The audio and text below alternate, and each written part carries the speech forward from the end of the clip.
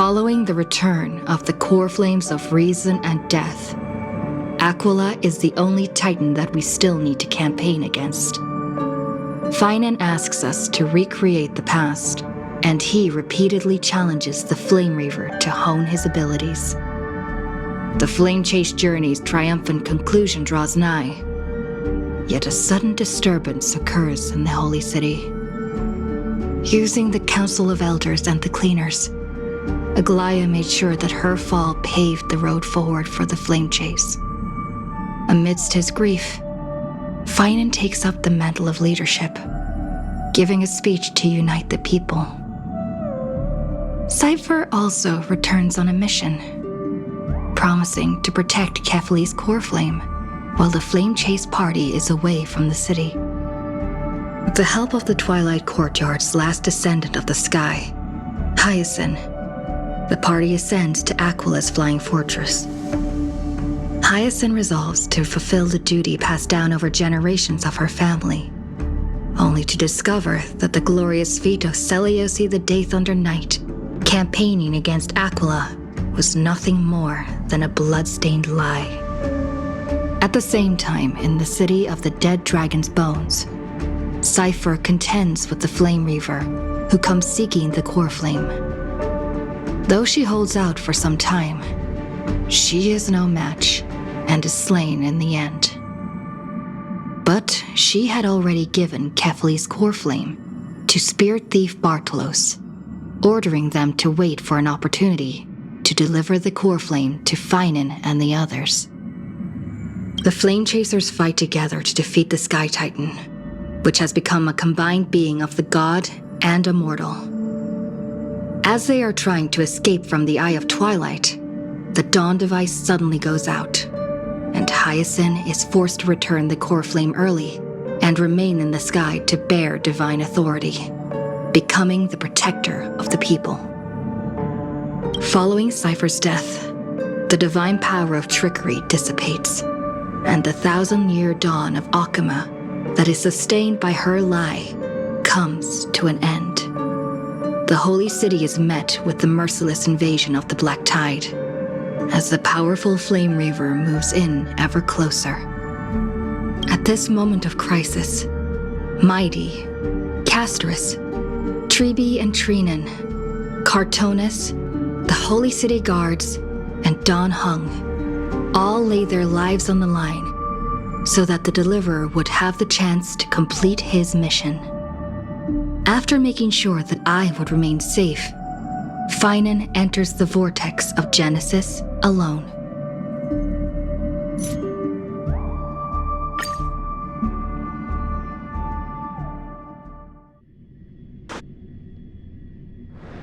Misery and bliss, the same no matter where you go.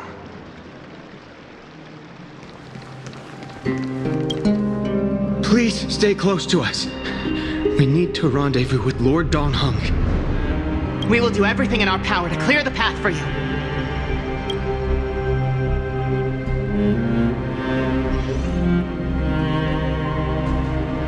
There he is! Lord Don Hung! Quick, we must assist him!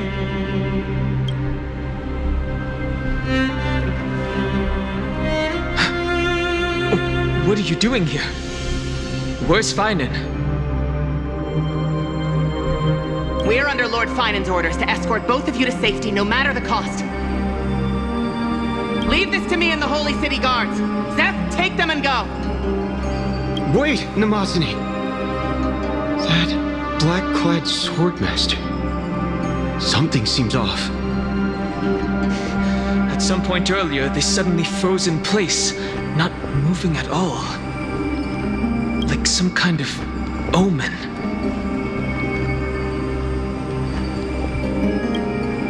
Right. We don't know exactly what's happening, but retreating is the safest choice right now. I don't know which demigod graced us with this miracle. Please, come with us. Phainon, is he going to be all right? Believe in his resolve to save Akama.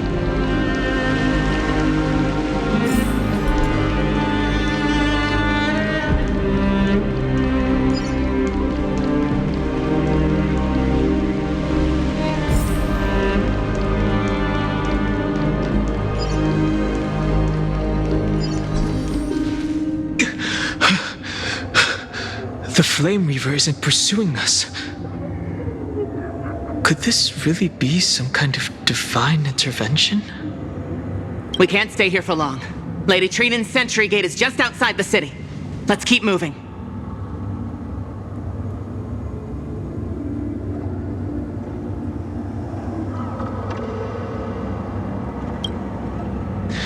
I agree. But Phainon, he must have struggled a lot before making this decision. For now, let's get back in contact with the Express and plan our next move. That's the safest course of action. We need more information. On that note, I have a proposal. Who's there? I hope to convey a message to the two nameless. Mr. Screwlum? Who are you? Stand down. I order you to maintain a distance of 10 paces. It's okay, guard. This one is not our enemy. It has been a while, nameless of the Astral Express. I'm glad I arrived in time to stop that black-clad one from harming you further. So it was you.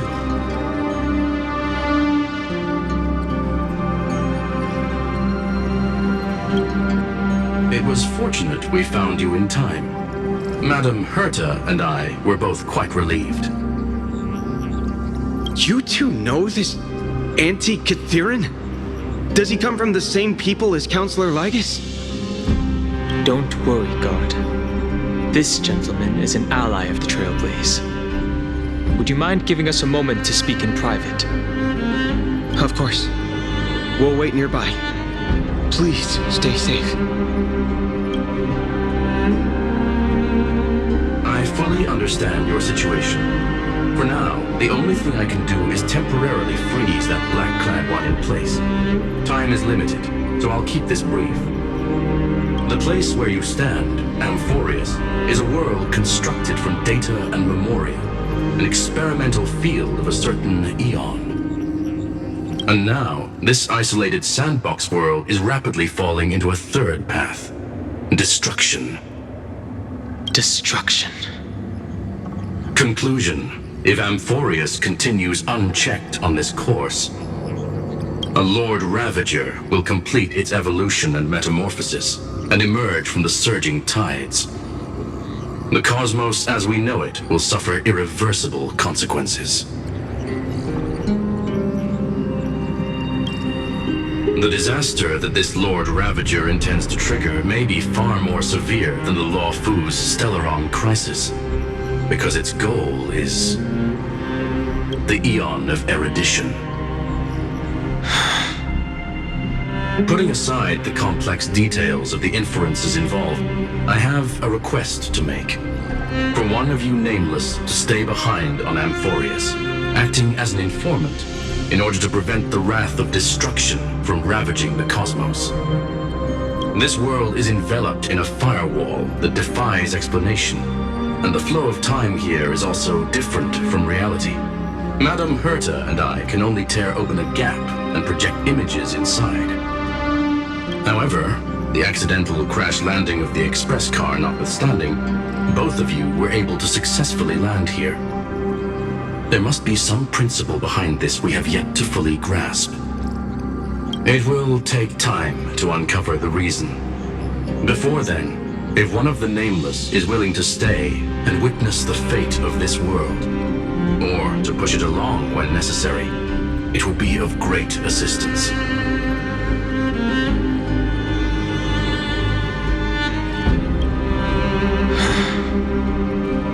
Mr. Screwlum, I believe you. So I only have one thing I'd like to confirm with you. As Amphoreus is already facing its end, how can we guarantee the safety of the person who stays behind?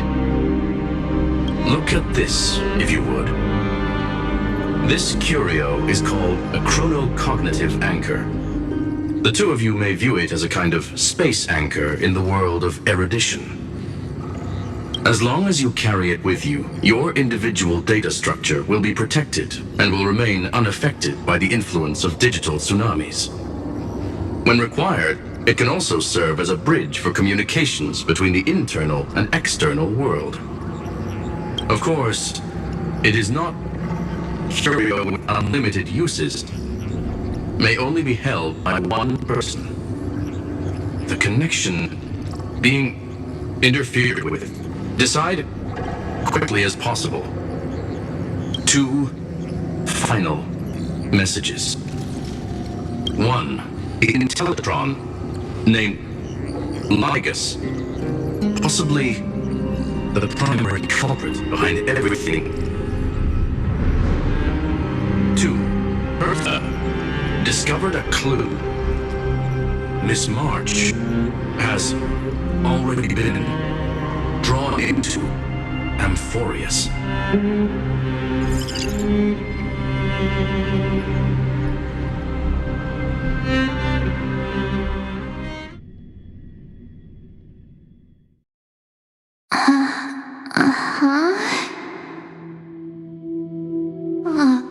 Cold. It's freezing. Hold on. Am I dreaming? This is way too strange.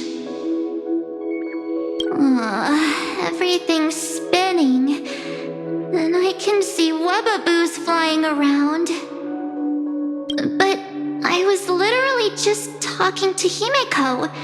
How did I... When did I... That's it! She warned me about this place right before Klipoth glimpsed her. Oh no. Have I accidentally walked onto some weird path? Have I done something crazy without remembering? Unless forcing Pom-Pom into new outfits and borrowing Mr. Yang's shoulder massager counts. Hold up. No way! Stepping onto the path of elation can't be this simple, right?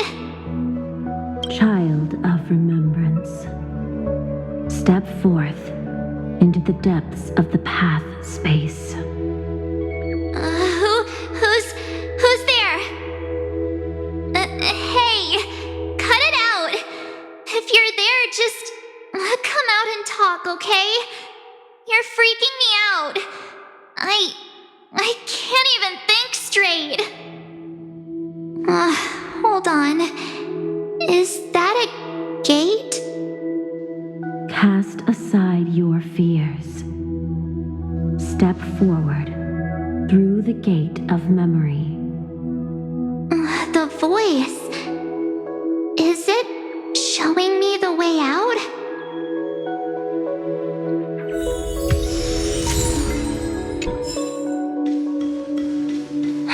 No, don't fall for it. They're lying to you. Turn back now. Another voice? Who now?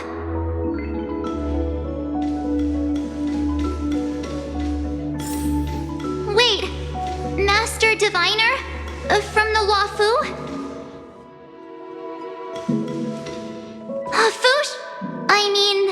Master Diviner, what brings you here? And you, Miss Messenger. Do I know you from somewhere? Good to see you again, March. A pleasure to see you, Miss March. That's it! Master Diviner used the Matrix of Prescience to help me search for my memories. And you, Miss Messenger, we met in that memory space. You said to me, "The value of your life does not lie in what happened in the past, but in the present and the future." Your memory serves you well. March, I conducted some experiments with the 6-phase ice you left us. Thanks to the Garden of Recollection, the Matrix of Prescience has made a breakthrough in extrapolating the past. Now, we might be able to bypass the obstacles and look directly into your history. The Master Diviner is right. Continue down this path and you'll be able to find your lost memories at the end. Since we last met, you've grown much alongside the Trailblaze. You should be strong enough now to bear the weight of your past. Well, there goes my Ice Princess fairy tale. I need to know, Master Diviner, Miss Messenger, this isn't just another dream, is it? If this is real, why reach out to me at this exact moment? The situation is dire. Your lost memories, they're crucial to the Garden of Recollection. She's right. The Garden of Recollection's existence hangs on your memories. The Garden of Recollection. You may not want to sacrifice anything to preserve the garden for now, but in time, you'll understand. Your destiny and the path of remembrance are extremely closely intertwined. Now go. So, I just walk through that gate? This way, March. Your past awaits beyond the Gate of Memory. Stop! They're just mimicking people from your memories! Don't let those bad people deceive you! The gate. Now it's you two?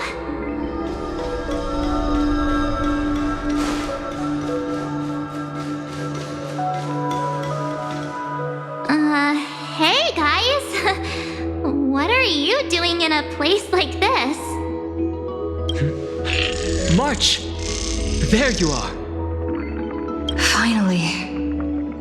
The trailblazing journey just isn't the same without you. Traveling's no fun without you around. Well, duh! What's Team Trailblaze without its star member? Wait a sec. You might look like you two, but... We understand your confusion. The Garden's allies helped us establish this Neuralink to reach you. The Garden's allies? You mean Miss Black Swan? Yes. She helped make this possible.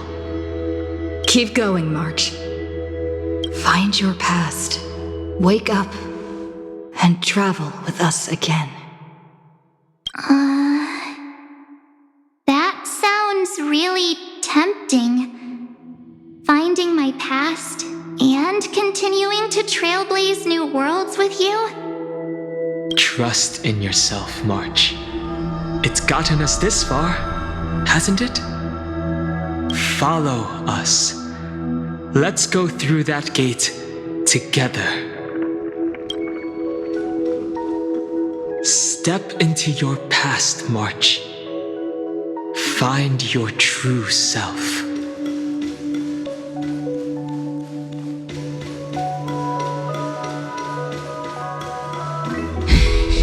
Lift it up! Slow down! Those words sound so sweet.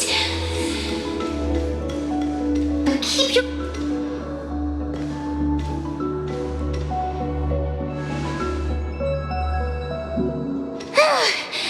At last, I finally caught up. Hey, are you all right? I'll be okay. Just not used to running around. Say, March, got a moment to talk before you make your decision?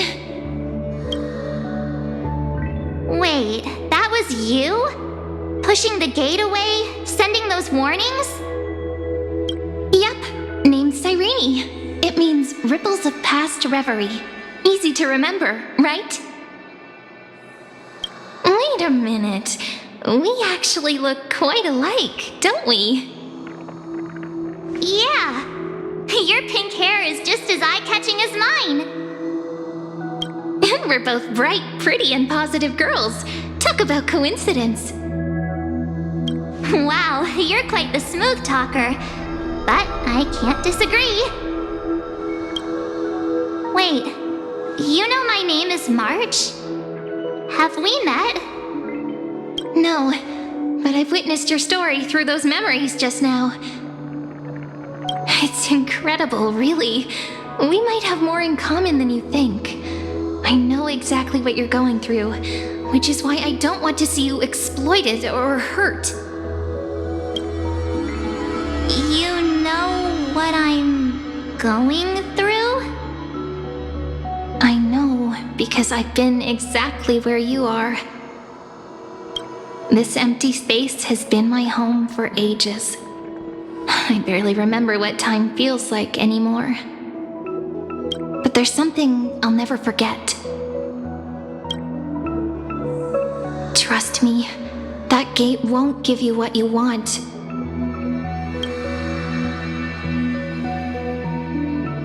You mean those people? They're lying? Luring me into a trap? Yes, convincing, weren't they? They've studied your memories, using your deepest wishes against you. How dare they manipulate a young girl's feelings like that?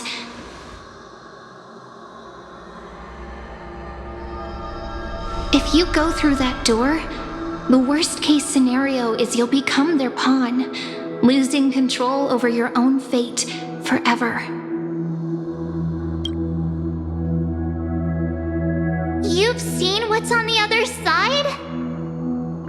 I may be stuck here with missing memories like you, but I still recall fragments of my homeland where I grew up. That door leads to Amphoreus. Trust me, it's anything but welcoming. For ages, I've watched people walk through that door. They couldn't see or hear my calls. The voices beyond always promised safety, but I've never seen anyone return safely. So I had to try and stop you. To be honest, I'm not sure what to believe. But the fact that you're here, putting in all this effort to warn me, that means something. Tell me, Cyrene, how can I return to my world? It's really easy, actually. Just turn around and walk away from this place. The girl cannot be trusted. Through the door, save the garden. Both of you, children of remembrance. They never give up, do they? But don't let them sway you. Stick to your path. The return journey could take ages, longer than most lives. But that path will lead you home.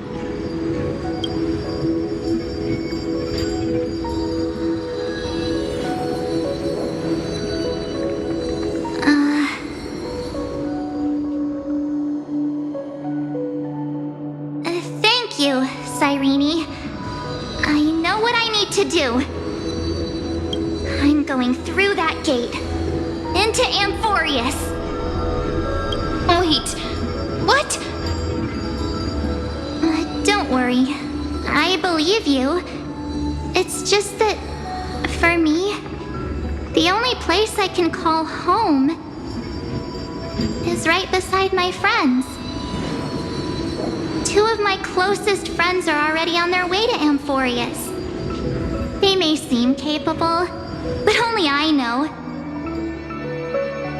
They're absolute disasters waiting to happen. They won't last 5 minutes in a new world without me. That's why I need to go through. Amphoreus or not. When the three of us are together, there's nothing we can't handle. We'll explore, understand, establish, and connect. After that, we'll find our way home together.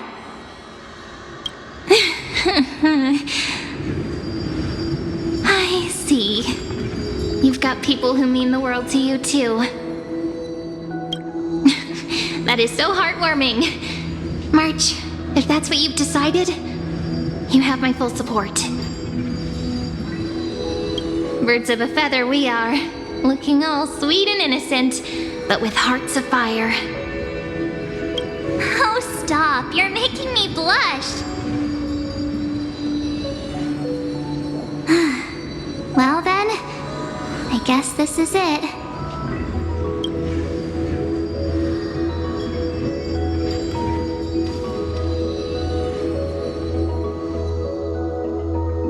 Do you think we'll see each other again? Who knows? But don't worry about me. After all this time here, I've grown quite used to chatting with my imaginary friends. Since Amphoreus is your homeland, if there's a way to help you, my companions and I will do everything we can. Then I'll look forward to that day.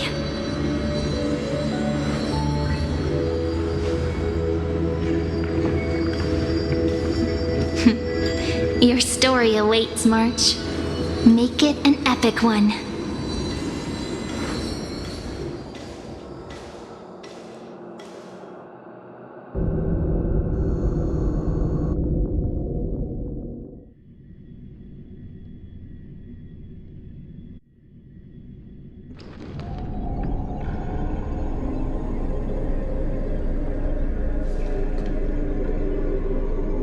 You okay there, friend? Something seems to be bothering you.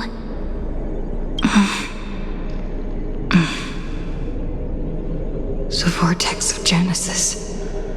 We made it back. Even this place has changed. Phainon. Is he ready for Aranova?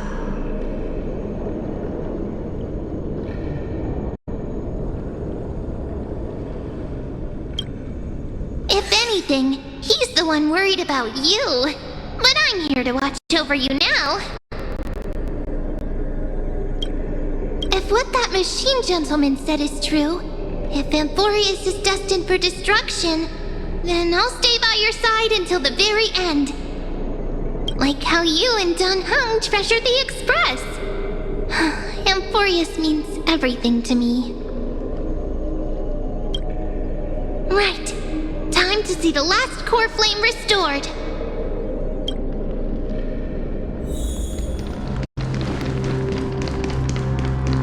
Look, there's Phainon. Wait.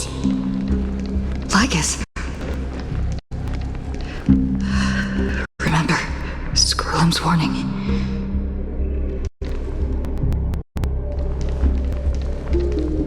And you, Lord Phainon, will wield that Coreflame to bury this ancient world, plunging everything into the grey unknown. None of that matters now. This brutal, flame-chased journey has stripped away my delusions. I know the future is in some peaceful paradise with gentle west winds, just waiting to welcome us to step in. If what lies ahead is a mass of chaos, I shall cut through it myself and usher in the first ray of blazing sunlight. Is it truly you? With one last chance to turn back, you still step forward. How befitting of a Trailblazer.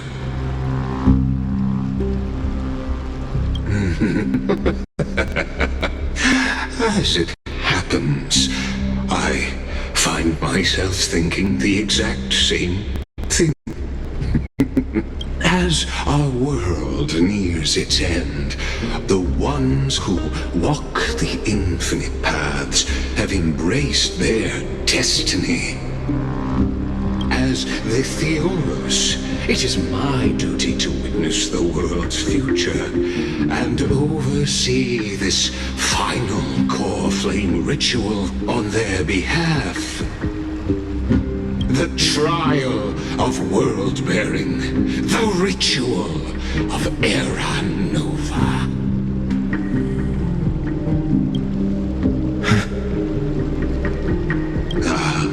I see. So you met my kindred spirit before I could erase his traces. Partner, what are you saying?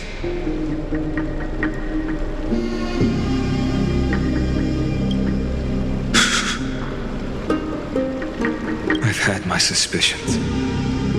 How does a native Antikytheran know so much about repairing vehicles from beyond the sky?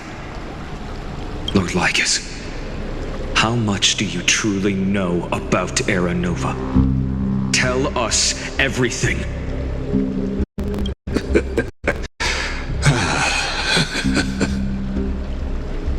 Very well. I need no longer maintain this Theoros masquerade. You seek truth, Lord Phainon, and truth you shall have. As you know, when the old gods fell, someone had to bear their broken pillars to fill the vacant seats.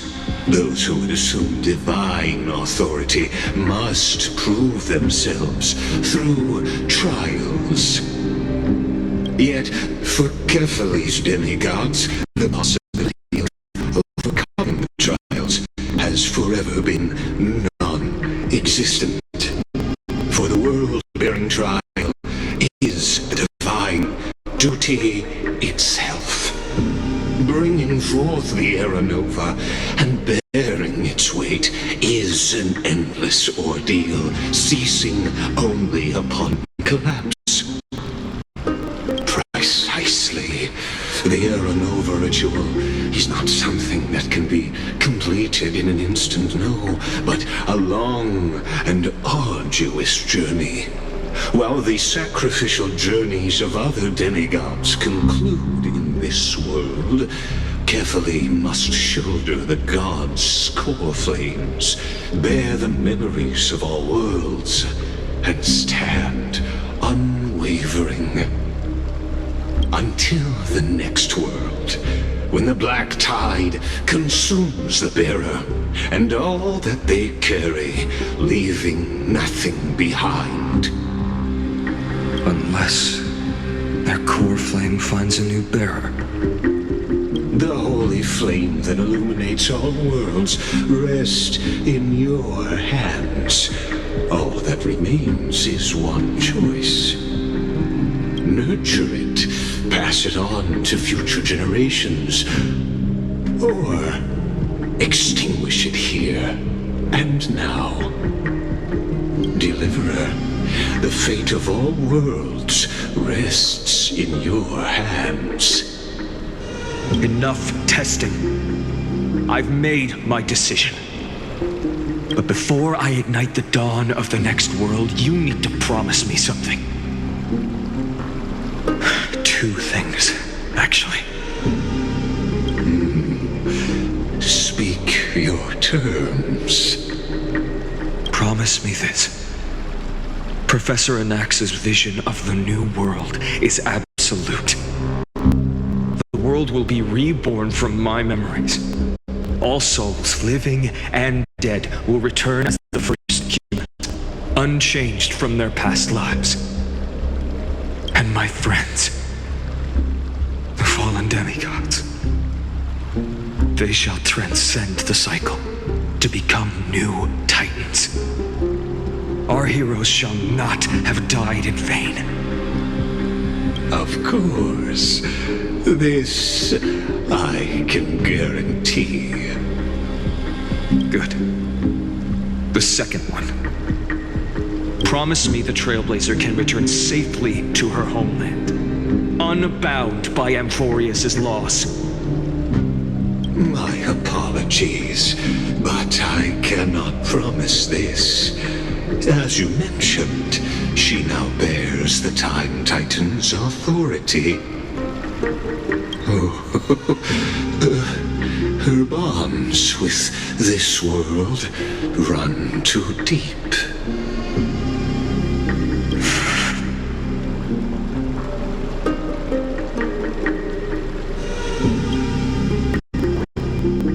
Well, I stand corrected. An outsider like her does have ways to defy destiny. Thank you, my friend, for everything you've done for this world. Though the next world may not remember, I shall never forget. As the Theoros, I declare, Amphoreus has determined her path. Step forward, heroes. Follow her path and see it through.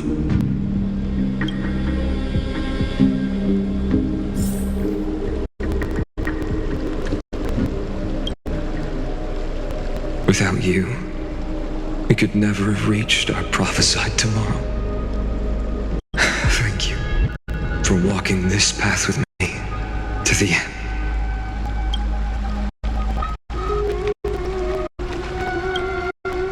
As our world draws its final breath, I stand before you as the Theoros.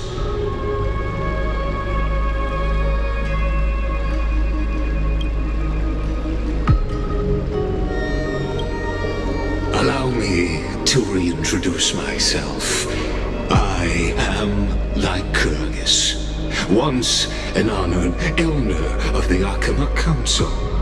As the Theoros, I have sworn to watch over and protect every citizen of Akama until the very end.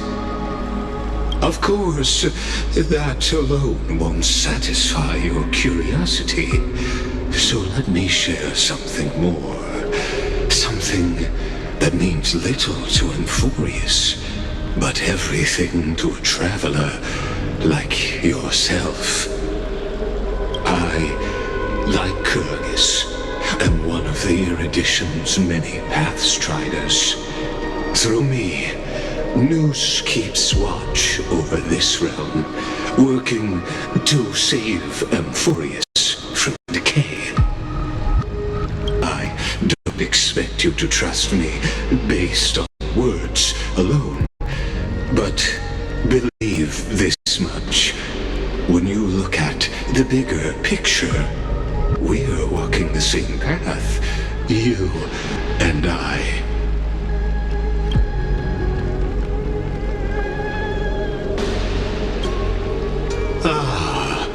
While the holy city may honor me, I am but a humble speck before the cosmos. My reach is limited. Your doubts are natural. Let me assure you of this. What's done, I've told truthfully. What's to come, I'll witness fairly. My conscience is clear. To my role as the Theoros, to Amphoreus, and her destiny.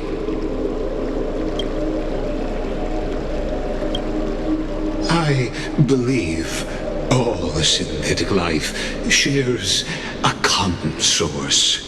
We're all children of the universe's eternal mathematical law. So, you see, the answer is simple. That brilliant mind is my kindred, a brother, if you will.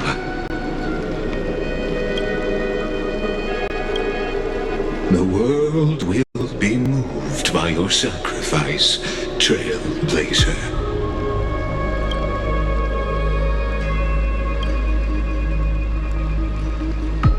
Behold, oh gods, Amphoreus has achieved her victory, and the Era Nova approaches.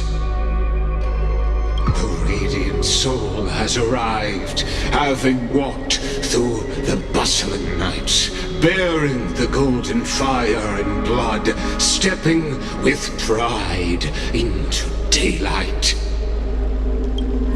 He is the pure child, walking upon the path of yesterday, today, and tomorrow.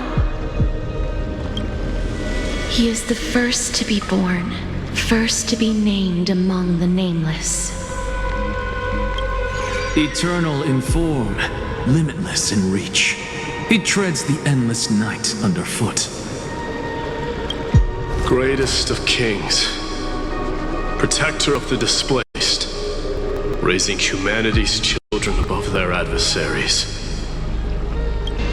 The firmament of molten gold courses through his very bones and flesh. The greatest of schemes reveal against his breath and words. In the golden lakes of that beautiful new world, he shall wash himself clean. There.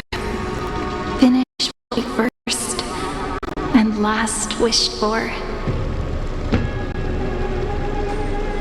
To write an ending unlike any before, for this world we so deeply love.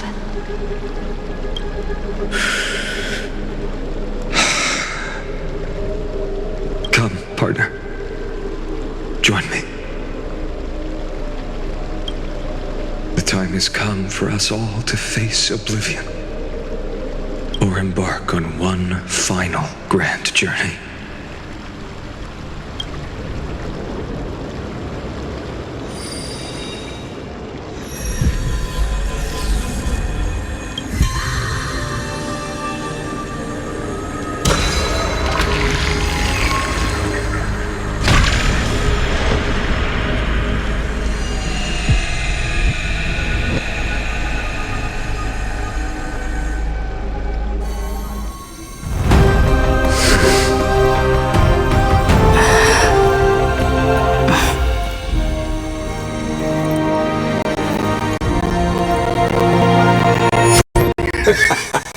What a magnificent and epic adventure.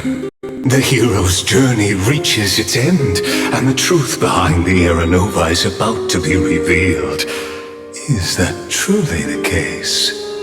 Here, as the Theoros, allow me to humbly request that you find a moment to listen to what I have witnessed. This is about the nature of Amphoreus itself. A story of the prime mover of life. My, what a broad topic this is. Where shall we start? Got it. Let's start at the very beginning. The Big Bang, the birth of particles, the emergence of all things.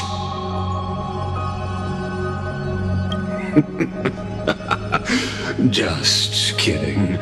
What I mean to say is that time, space, matter, all concepts exist solely because we perceive them. This is called the erudition. Without it, the universe would merely be a chaotic book written by chance, yet unread by anyone. As your acquaintance, Lord Anaxagoras, suggested, everything in Amphoreus exists through new spores, living in the memories of those yet to come. Oh, how beautifully it aligns, revealing universal truths in such simple terms. only he could solve the riddle of what exactly are we? Oh, but you'll remember, even as the embodiment of reason, one mystery remained beyond his grasp. If that is the case, whose memories did the very first new spore sprout from?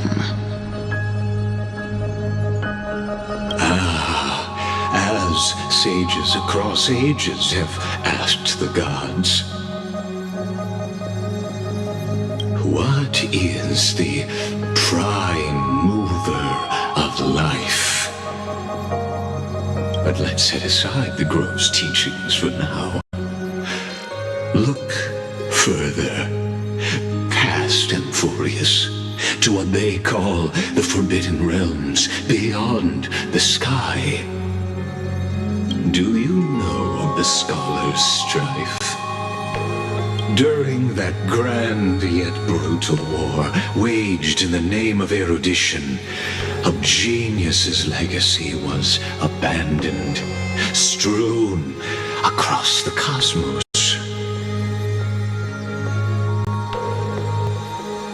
The Scepters, a macrocosmic computational array beyond mortal comprehension. Made to emulate the Eon's thoughts, it became part of the Eon's cognition at birth. Scattered throughout the cosmos, these arrays act as celestial body neurons for Nous. But regrettably, as everyone knows, the erudition forsook them all. But what nobody knows is that, though forgotten, they never stopped seeking the divine answer. A question that survived war and disaster, stumping even the greatest minds, including both mechanical emperors.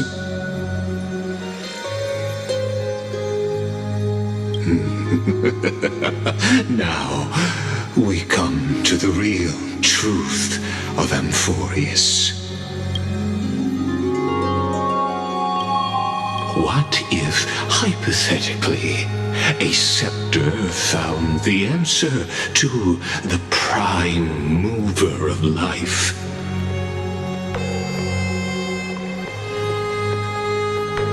If through endless solitary extrapolations in the cosmic cold, the one deemed as a failure by the Eon of erudition found proof through the ages,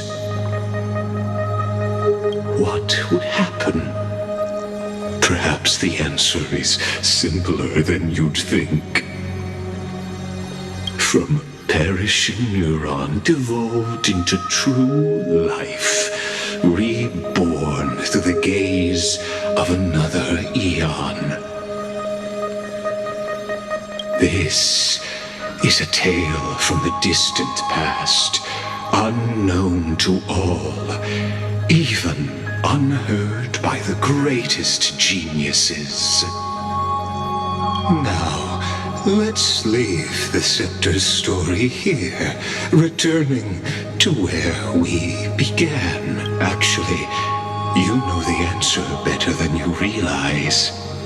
It's been by your side, accompanying you throughout this long journey. Right now, it awaits you ahead. In that brave new world, beyond the end of Genesis.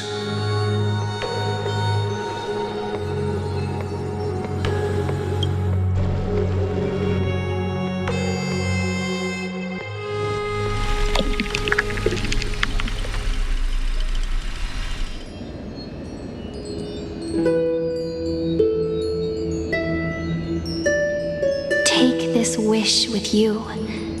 Be the one who begins it all.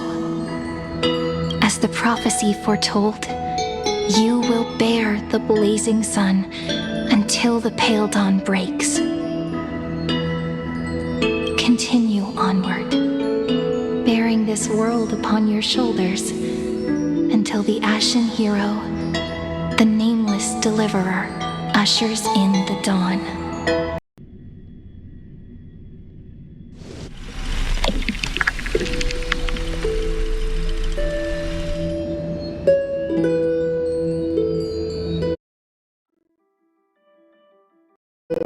Take this wish with you. Be the one who begins it all. As the prophecy foretold, you will bear the blazing sun until the pale dawn breaks. Continue onward, bearing this world upon your shoulders until the ashen hero, the nameless deliverer, ushers in the dawn.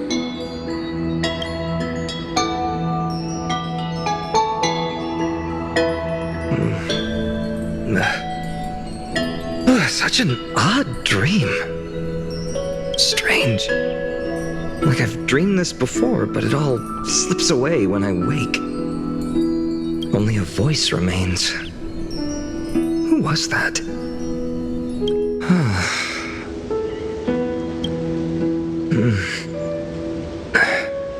What? Ah, it's you. Whoops, I fell asleep there. What a strange dream I had. It's gone now, though. But look! Perfect sunshine! The day is still young! Let's go find Cyrene, partner. We promised to be there for her oracle card reading today. It's right about time. Looking at you, someone's still half asleep. Tell you what, catch some fresh air first. I'll hang around here.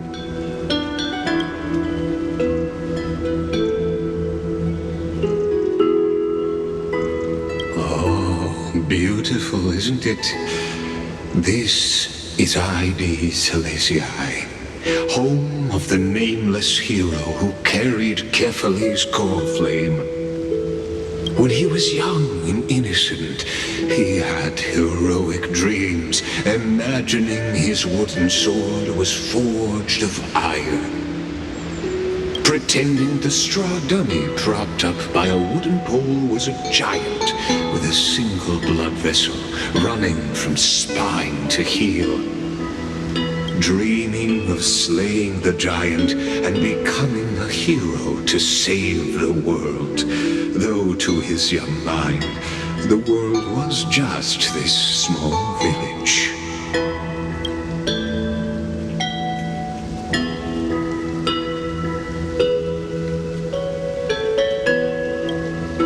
What you witness is the start of his path to a new world.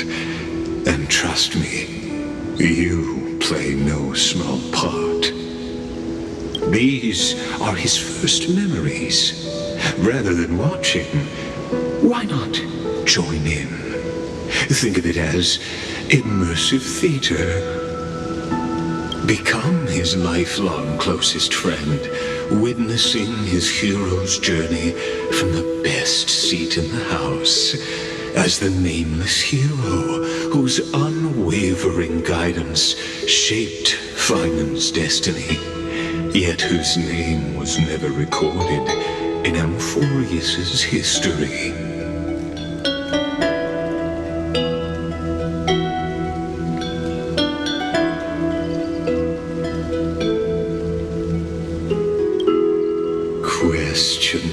Questions. Let's follow along and find out, shall we?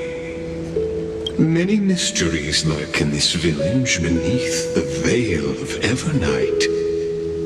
Your questions will find answers as the story unfolds.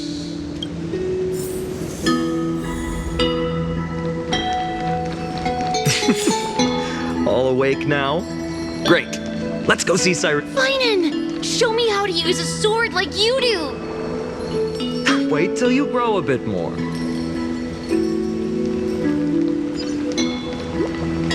Hey, Phainon! Where are you headed? No Cyrene today? That's exactly where I'm going.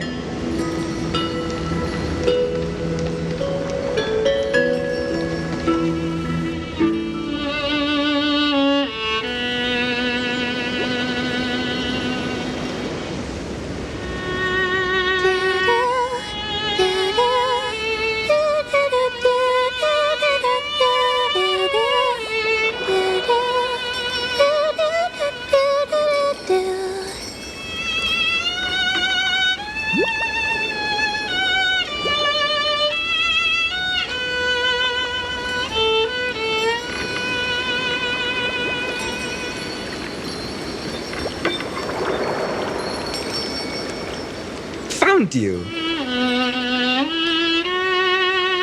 That?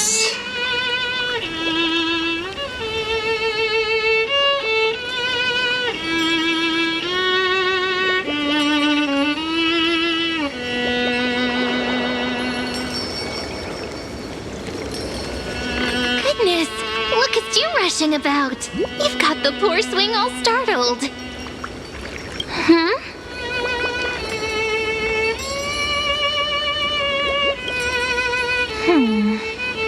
There's something oddly unfamiliar about this. Something wrong? What do you see? Oh, nothing much. Just suddenly felt a strange connection. Look at you, leaves in your hair. Were you sleeping in a tree again? Or was it the wheat fields this time? At least brush yourself off before wandering around. Come on, I'm not a kid anymore. You're the only one who still treats me like one. Sure. You may have the height advantage, but when it comes to maturity, I'm leagues ahead of you. Still fantasizing about being in heroic adventures and imagining yourself as one of the characters? That's the kind of thing kids do, not grown-ups. Don't you agree? And since you're playing along with his antics, who are you pretending to be today?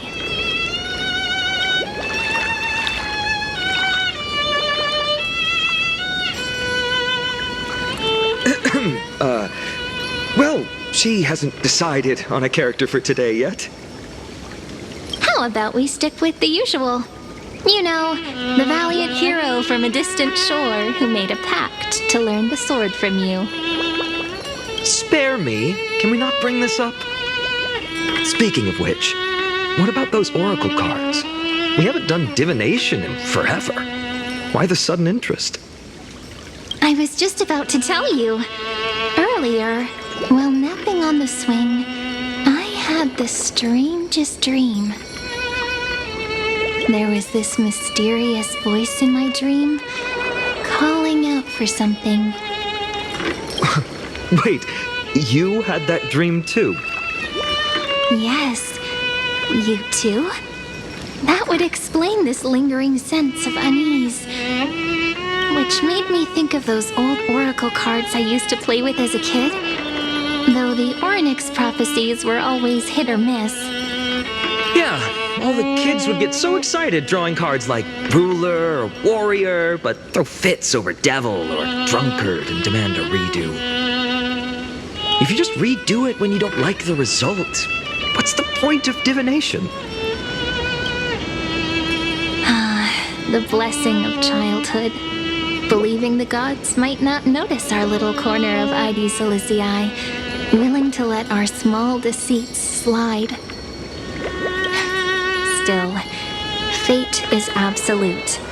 After all, we never really know just how far into the future the prophecy extends. Anyway, let's go to our old secret base and look for those oracle cards.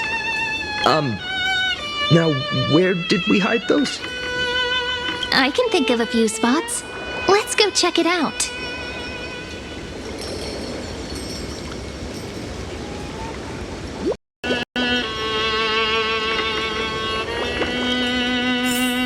In a village this size, I bet all our childhood treasures are exactly where we hid them. Time must be keeping them safe for us.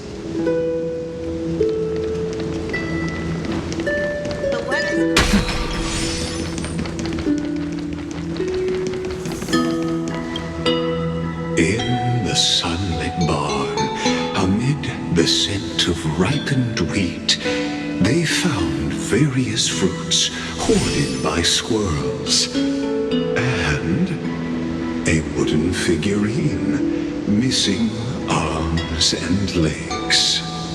My unfinished little soldier? After all these years! Hey, this is the one Mrs. Pythias confiscated. Finally back in my hands. Phainon, Cyrene, where are you two headed? Speak of the devil. Mrs. Pythias, is school out already? No classes today. This morning, I used fallen leaves for a reading, seeking Orynyx's wisdom. They warned of potential injuries, so I gave everyone a holiday. Besides, it's harvest season. There's plenty of other work to be done, even without classes. With you being our only teacher in ID Silicii, you must be working so hard. Anything for my students. I don't mind the work. When you travel far from here, you must visit the Grove of Epiphany for me, to see what a true haven of wisdom looks like. By the way, what are you looking for in here? You've been searching quite thoroughly.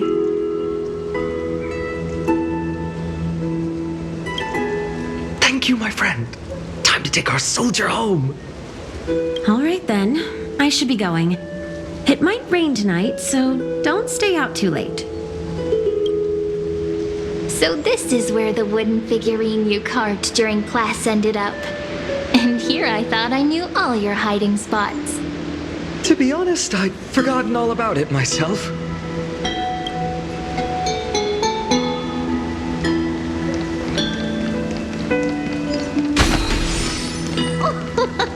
Slow down, kids. You'll trip. Thank you. We'll be careful.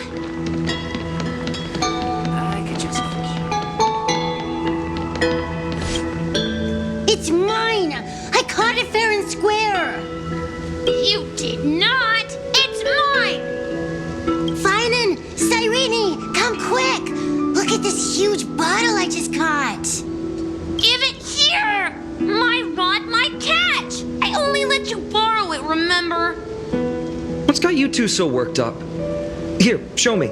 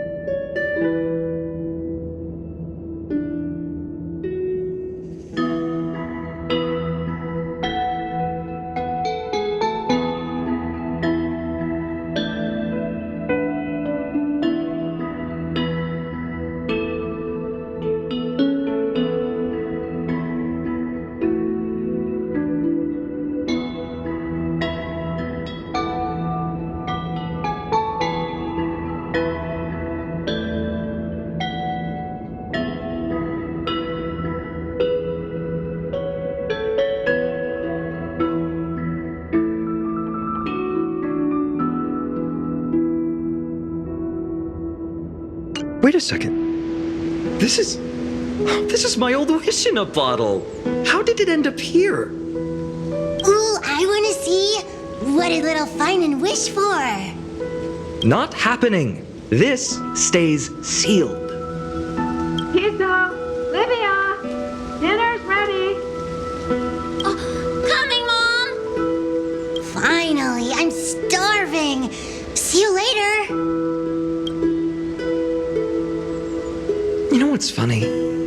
I really thought tossing that bottle into the sea would carry our wishes beyond Ide Silicii. Maybe even bring something back to us. Never thought the waves would end up pushing it back ashore.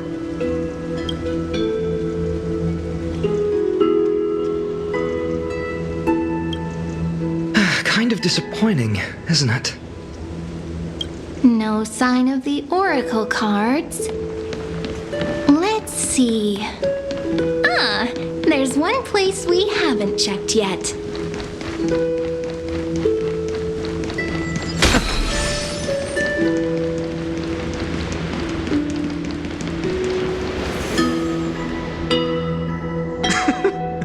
Well, those were the days. We'd always meet either by that statue in the village or right here. Right? And I remember you never used the front door when you wanted me to come play. You always climbed over the wall. You were such mischief makers.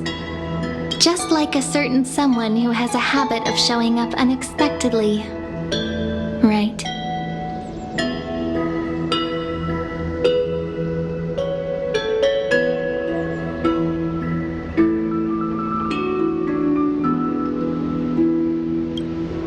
Maybe it's you. Hey, I was just copying those storybook heroes. They never take the beaten path. Still, it's embarrassing. I've been the only one here for a while, and I haven't kept up with the cleaning. With so many spots to check, where should we even start?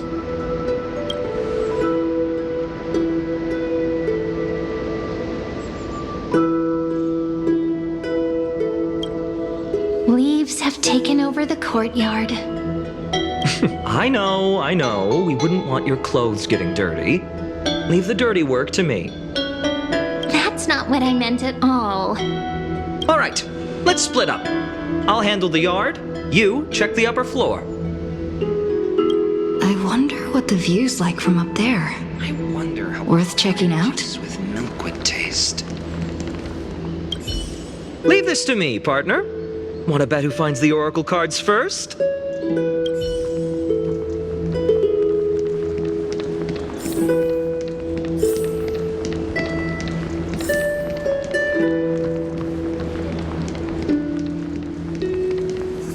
The girl before you carries an air of mystery, her secrets elusive, yet her demeanor toward you is exceptionally warm. You can't help but wonder, could there really be some kind of mental connection? The view here hasn't changed a bit. You know, besides the swing under the big tree, this has to be my favorite spot in all of Ide Silicii.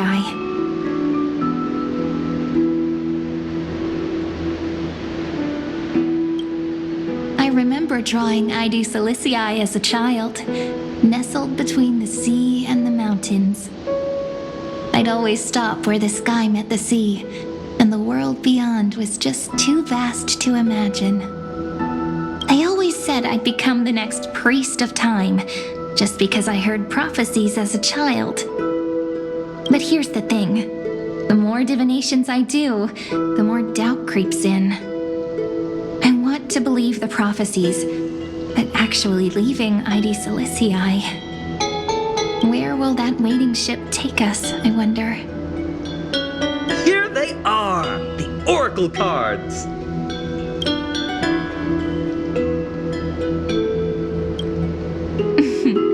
Guess reminiscing makes us take our time, doesn't it? There we go.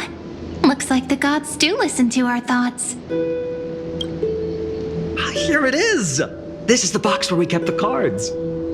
But the cards are gone. Who could have taken them? Huh? What's this underneath?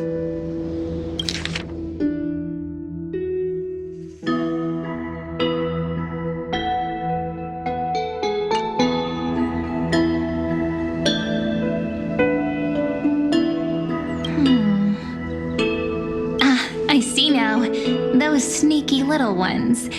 So that's what they've been up to. The ones from Remembrance Maze, you mean? Yep. Let's head to the back of the courtyard.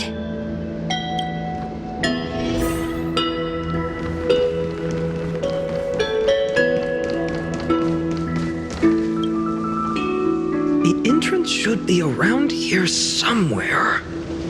Right here. The path to the maze is hidden under all these weeds. It's been too long since we visited the fairies. Did you forget? We used to visit them all the time when we were little. All right, let's do this. These weeds need to go.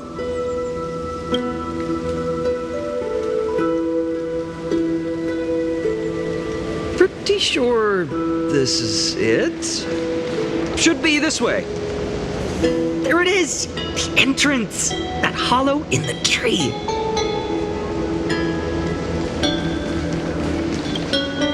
Once you get through the tight squeeze in the hollow, you'll reach their dwelling, the Remembrance Maze. I wonder if I can still squeeze through there. Maybe worry more about whether the fairies will let you in. After all, the Remembrance Maze has an invitation-only rule. Only children with pure hearts are welcomed.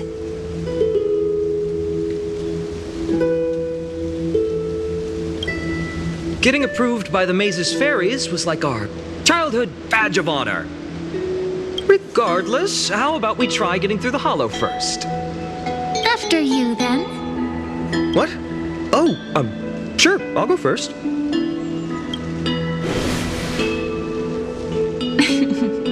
So hasty, as always. Looks like it's just us now. Care to finish that chat? To be honest, from the moment I saw the cute note left by the fairies, my intuition became even more certain. Perhaps when we step into the maze again after all these years, the wheels of fate will finally start turning.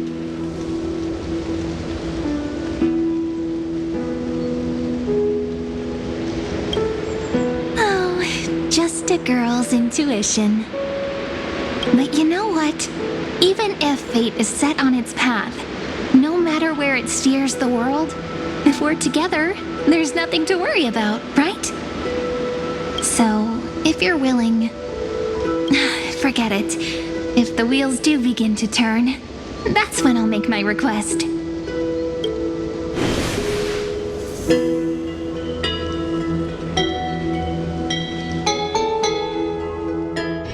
I made it! Oh, that wasn't easy. I can't remember the last time I came here. We were still kids back then. Wait a minute. Are you? Look who it is! Rini and Snowy!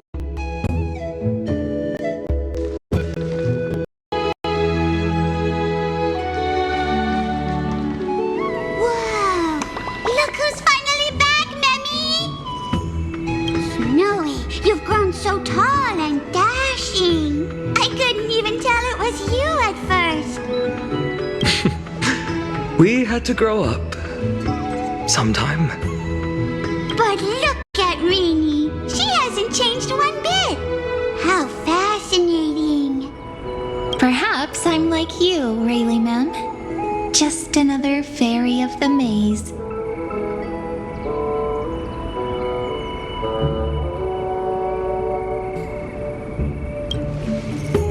Dye? Rayleigh Mem's always been this lovely shade of lavender. Doly Mem, Rayleigh Mem, Mealy Mem, Folly Mem. I've missed these cute little troublemakers. We used to gather around the fire, singing and dancing, imagining all our future journeys. Without coming back here, those memories might have faded away entirely. Oh, how could you, Snowy? You swore you wouldn't forget about us, but you were gone so long, you almost did. Oh, he's just copying those bards from his stories, being all melodramatic. He couldn't forget about you all, even if he tried. Actually, we're here for the oracle cards. Have you seen them? Oh, the oracle cards! Right. The chief asked us to get those. Chief? You mean Dolly Mem? What do they need the cards for? If they want a reading, they could just ask me. Oh, I'm not sure. But Chief specifically wanted to meet with you all. Let's see. They should be... That's it! This way, everyone! Watch your step. The trunk's slippery.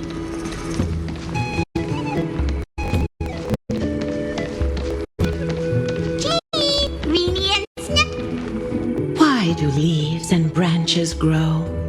Which way does the wind blow? In Membrance Maze depths we seek to find the answers future left behind. Welcome back, my dear children.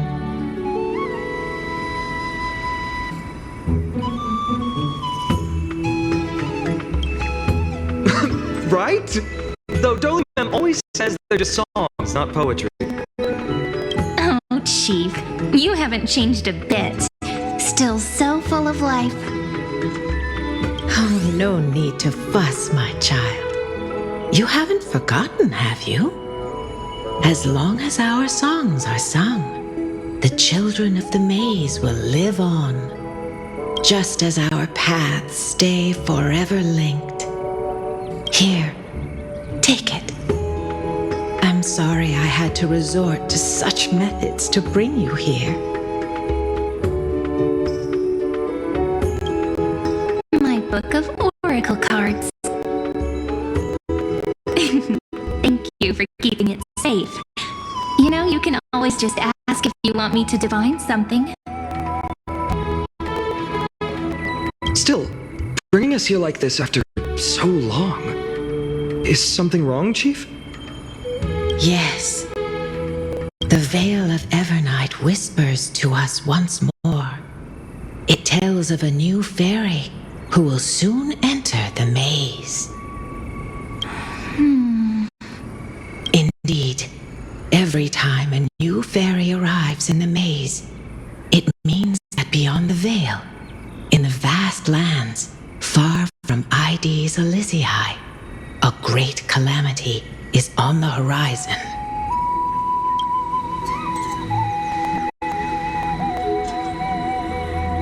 But if that's the case, our journey... will have to be cancelled. If disaster's coming, we should stay in Ides Elysiae just to be safe. We weren't planning to be gone for long. Just enough time to hone our abilities. Phainon would train in Castrum Kremnos, while I would seek the Fate Titan's blessing in Yanisopolis. Then we'd return to Ides Elysiae to help keep our village safe. It's okay. I can still practice my swordplay here. Some things you can learn on your own. Well, probably. That's not very convincing. Here's a thought. Let's have Cyrene do a reading. If fate wishes to show us its path, we might find some peace of mind. But what if we don't like what the cards tell us?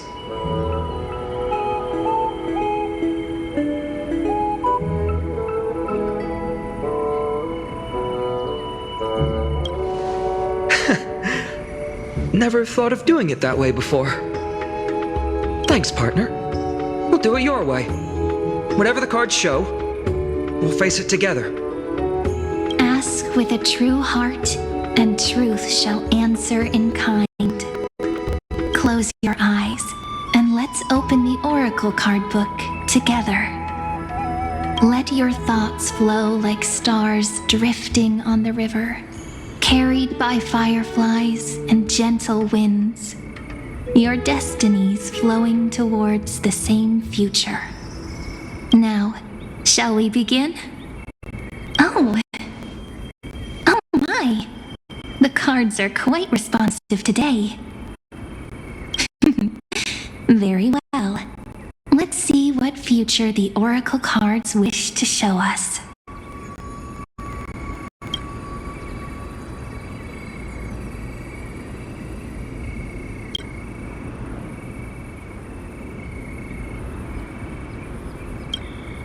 This is the gatekeeper, who guides people to their true path among myriad passages.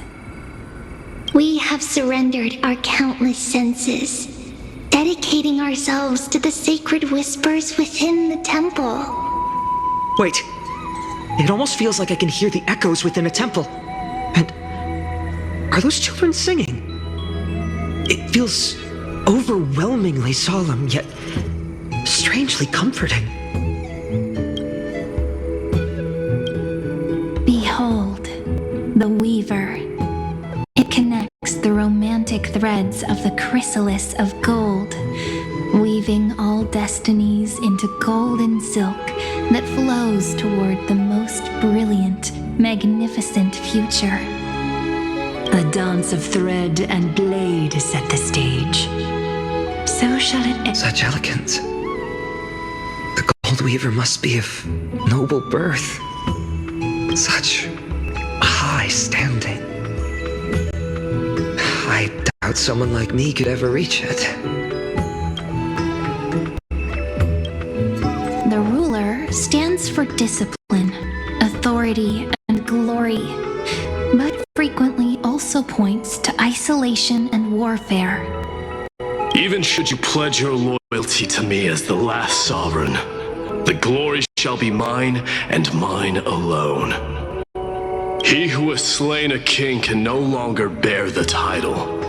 Let the withering lion walk his last path alone. Is this showing us a ruler who forsook their people? Stories of such bloodshed like this feel so different from Mighty Zelizii. But they sure can stir the imagination. Ah, the Traveler. Our little trickster. Always hiding behind other cards, disguising itself. What a rare catch. Over here! Or perhaps here! Gotcha! You'll have to be quicker than that. That teasing voice. Just like a child playing hide and seek. Surely only a master of mischief could pick up this card.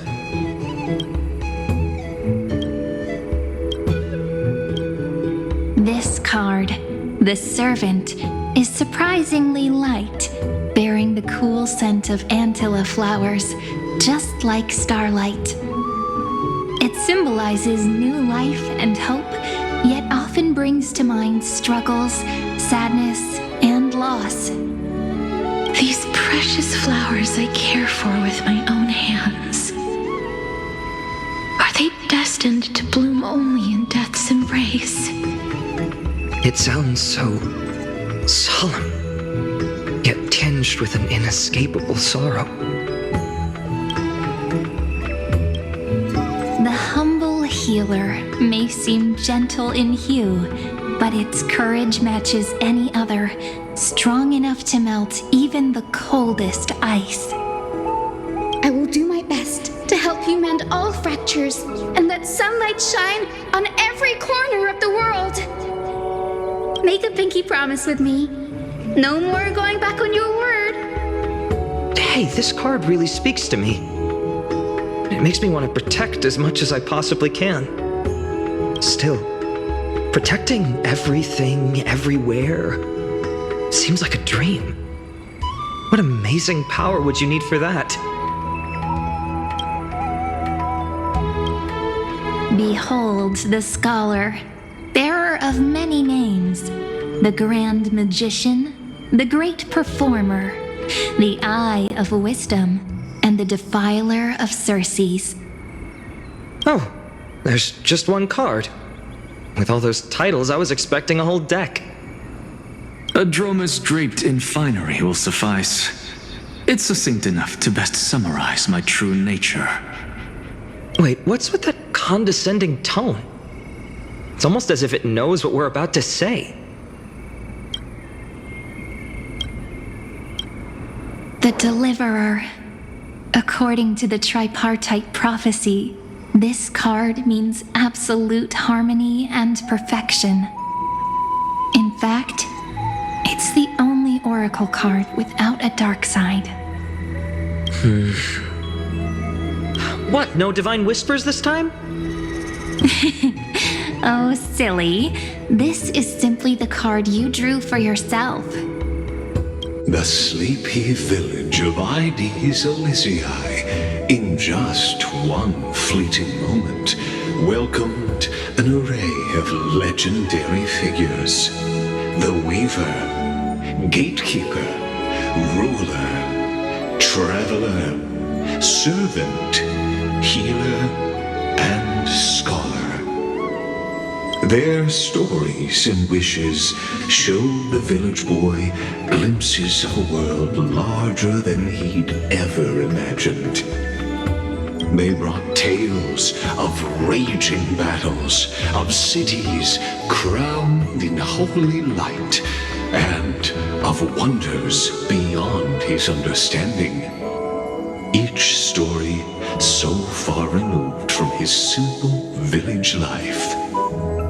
Once, these were just images on his friend's oracle cards, and yet destiny now stirs in resonance with the maze. And now, they are right in front of one's eyes. The Deliverer? This card again. Ah, my child. It seems you're destined to bear the wishes of many, to answer the world's call. Bear their wishes? Yes, just like Kefali, standing eternal atop the mountain. My parents, they only wished for me to grow up, well, to help around the village, stay out of trouble. Mrs. Pythias wished for more books in her little schoolhouse, wanted us to all learn and grow. And little Piso, he wants to grow up strong like its father, to become a hunter. Is that my purpose? To fulfill their wishes? Perhaps. For a true deliverer, such wishes are but droplets in an ocean. After all, Kefali bears the weight of the entire world. Right. How could any human possibly measure up to a Titan? I wonder too. Perhaps... What's this? What you see are futures written in the cards. Or rather, the people you'll meet on your journey. Sometimes, fate can guide us when we're lost. Let's consult fate itself. Maybe then we'll know why we must take this path. And learn just how many burdens one must bear to become a true deliverer.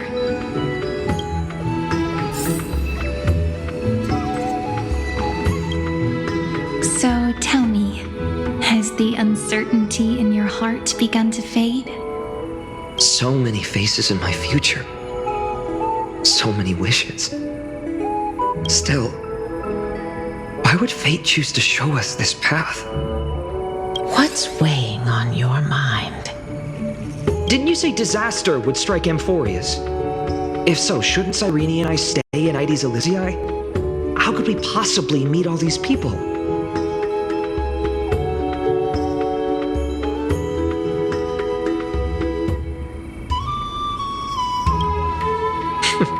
That's wonderfully optimistic. I like it. Cyrene, may I have that Deliverer card? Of course. But why? Although those voices, visages, and wishes may seem far away now, I can't ignore the sense that something is calling me, bidding me to take a hold of it. Maybe its true weight can only be known once it's in my grasp. In that case, accept this gift. Oracle cards carrying time's wisdom, blessed by Orynyx. May they journey with you, become your memories, and spark rippling waves of change in times to come. I'll hold these words close to my heart. But now that I'm holding them, they don't seem all that different from ordinary playing cards. What? What's happening? Everyone, we've got big trouble, Mimi!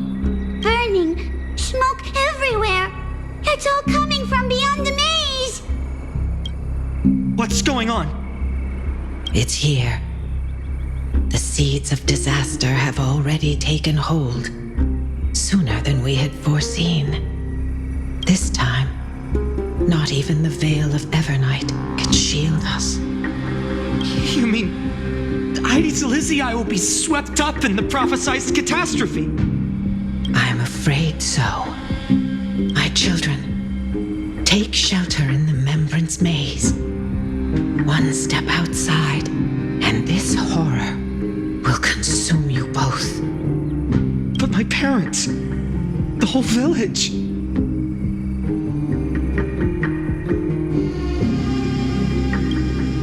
You're right. Chief, what are we truly facing? Is this the power of a Titan? This is beyond any Titan.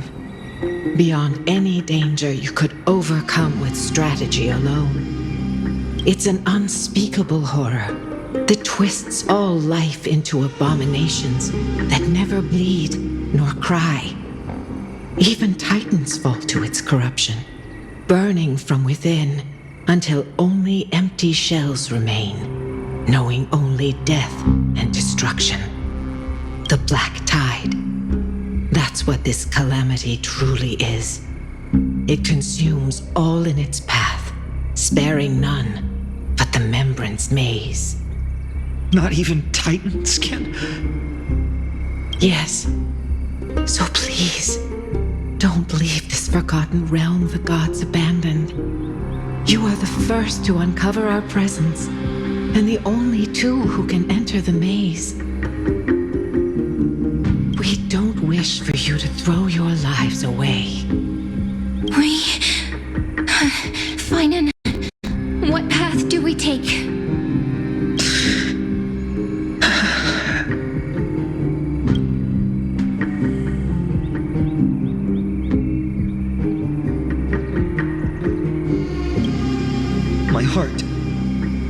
My heart knows but one path.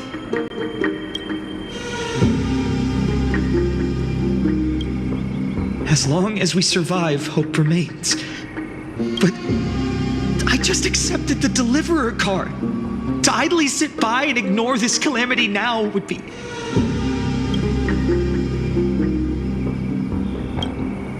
I learned the sword to protect those close to me. If I run now, I'll never be worthy of lifting a blade again. Then we know what we must do. Indeed. Our friend is right. We must take action.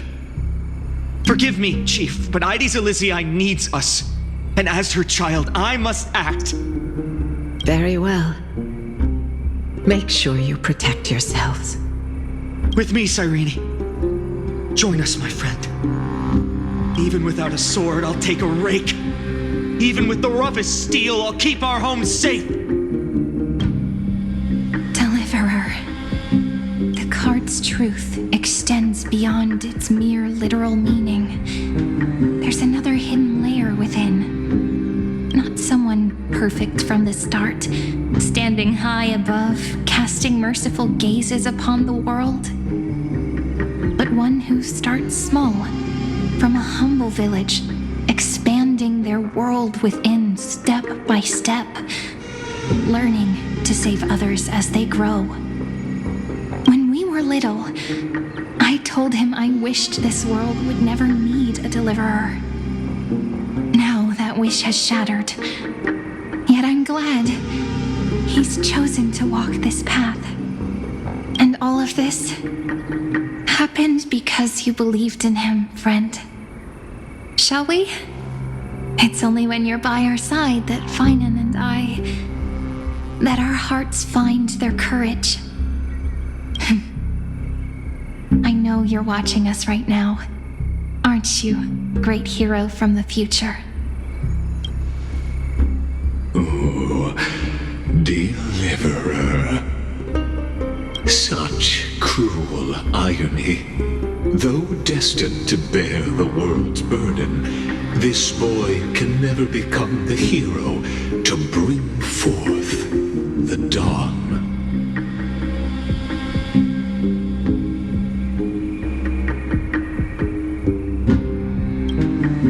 Follow their path. Bear witness as this man, forever denied the mantle of hero, takes his first step on the path to deliverance. Watch this memory play out its final act.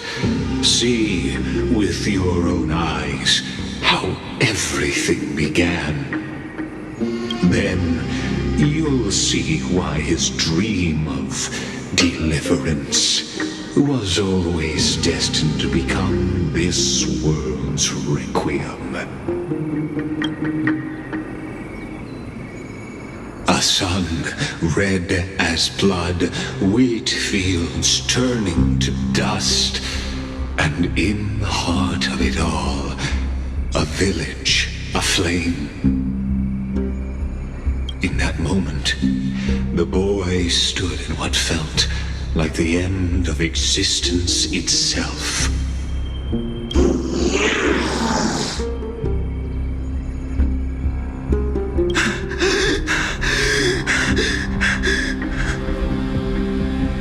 These creatures, they're everywhere. Someone, anyone, where are you?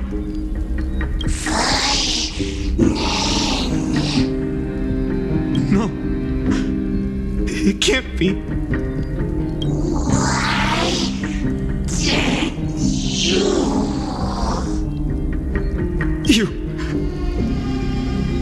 Are you talking to me?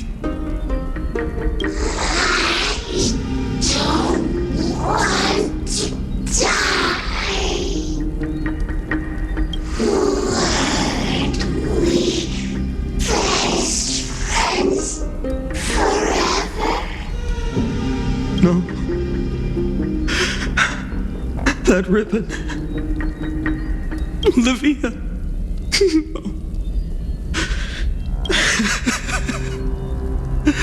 I should have known.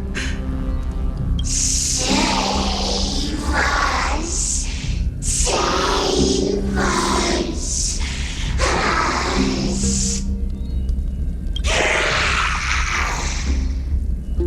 Please. No. Stop. Please stop.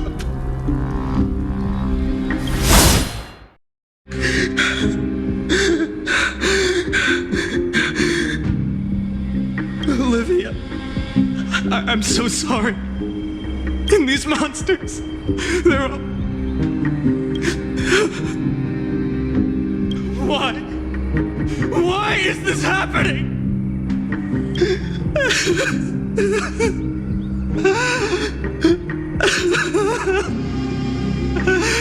When the black tide arrived, the wavering boy found resolve in his companions, and together they ran toward their first battlefield. In the far-off future, the land of Amphoreus would bear the marks of the hero's footsteps. With sword in hand, he would inscribe an eternal mark in the golden epic. And when dawn broke over scorched earth, a boy, covered in wounds, buried the dead one by one. His silence heavier than the earth he moved. His home, his past, his name, all buried beneath the soil. His feet carried him forward over the pillar of stone Beyond the chalice of plenty, through the deadly fogs of the hand of shadow, he wandered without direction, like a withered leaf drifting in the wind. Through countless city-states, the smiling visage of the white-haired swordsman was etched into memories. Yet he did not walk without purpose. Deep in his heart, a voice always guided him forward to fulfill the wishes he had inherited, to brave peril, and to do all that was within his power to save those who needed saving. Those words his friend spoke long ago, when his journey began, lingered. Protect those who must be protected. The words were few, but they gave him all the certainty he needed. That's what it means to be ordinary and choose to be more. Onward he walked, until the call of the flame chase journey thundered across the land. In the vision painted by prophecy, humanity would triumph over the gods, seize the Coreflames, and ignite a new dawn for Amphoreus. Yet losses are a constant on the flame chase journey, where life too seems as small as a speck of dust. Only one who treats the world as their teacher can bear its eventual destiny. Are you prepared for such teachings? The voice within spoke, and he answered softly. No matter. My existence is of no consequence. When the Gold Weaver called, he answered, traveling to the holy city. There the elders met his warrior's spirit, with nothing but scorn, condemning him to the barracks in derision. No one saw it coming, not the world, not even him. Yet, this nameless recruit stood at the gates of legend. And there, at last, he found the ones who would walk his path right beside him.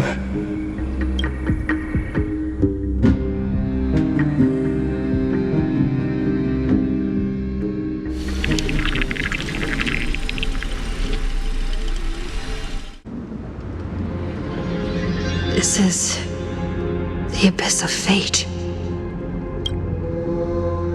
Hold on. Phainon's here too?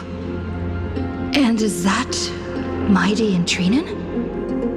And now, Act 2 of our immersive drama unfolds.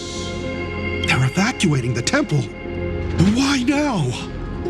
Are you insane? That blonde man is the Crown Prince of Krymnos. Mess with him, and every last person in this city could wind up dead. Calm yourselves. The Holy Maiden has everything under control. We need only wait patiently. Behold, it is the month of Gate, Light Calendar 4926. The Crown Prince of Krymnos, Mighty-Mos, has led his forces to the gates of Akima. As you know, though Mighty-Mos was proud, he did not engage in needless violence. He challenged the elders of Akima to a duel, not for glory, but for the rights and dignity of his people, to ensure they wouldn't live as second-class citizens in foreign lands. After Aglaya's mediation, Phainon met Mighty Moses' challenge as the Elder's representative. This duel was to change the course of the Flame Chase journey itself. So, as Phainon's most important companion, his lifelong friend, please continue to bear witness to his memories.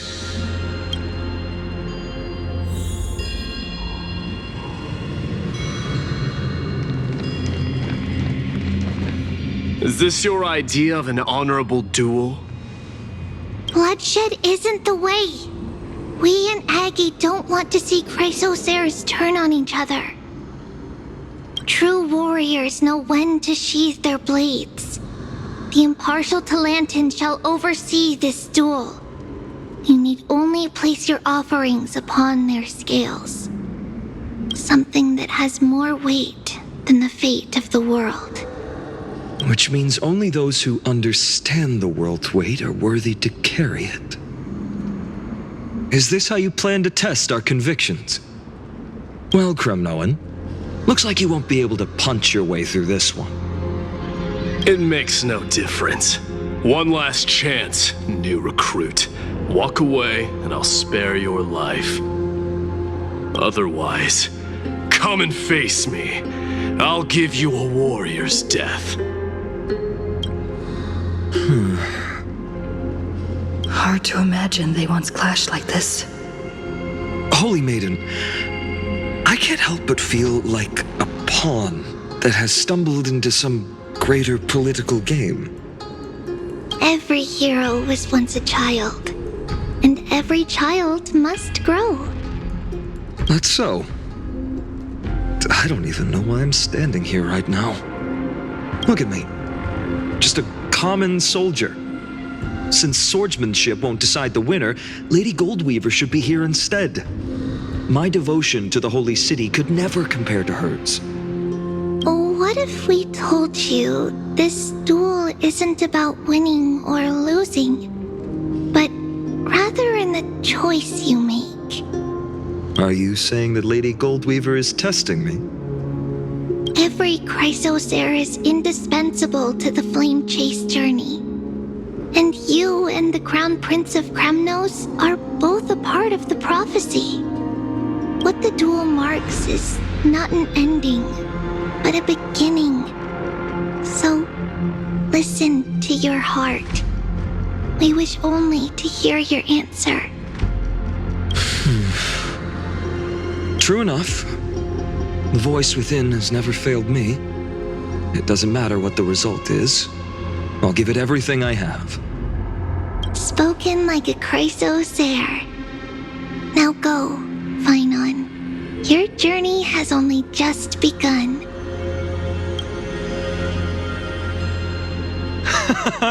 That's right, comrade. It's time for us to teach that proud prince a lesson together.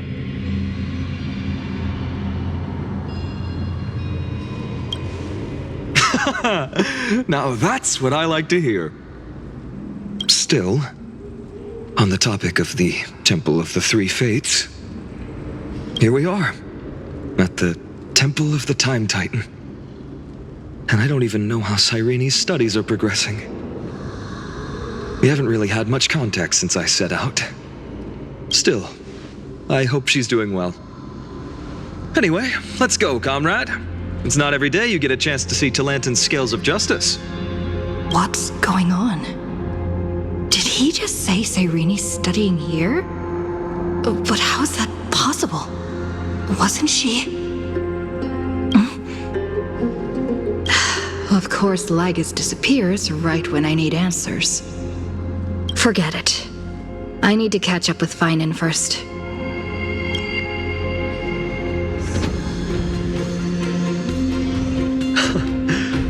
Amazing! Talantin may have fallen, but their scales remain true to their purpose. I hope you still remember your purpose, new recruit. You seem awfully confident, Cremnoan. Let's see how you define the idea of weight. For your information, in Castrum Kremnos, the punishment for profaning a duel with such crooked words is impalement. But as we're in foreign lands, I'll indulge you. The signet of Kremnos, the crown jewel of our people. That's my choice. A ring. Not just any ornament, I'd wager. What's the story behind this little treasure? Don't push your luck. Think I'd pour my heart out to you? Just know that Kremnos' 1,000 years of glory could bring a titan to its knees. Let alone a nobody like you. So to him, glory and his people outweigh the entire world. And the very destiny that Mighty himself will eventually shoulder.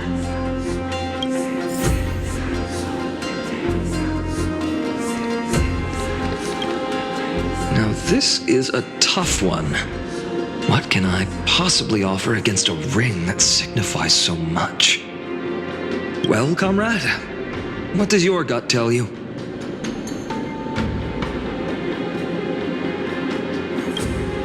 Looks like we really are on the same wavelength.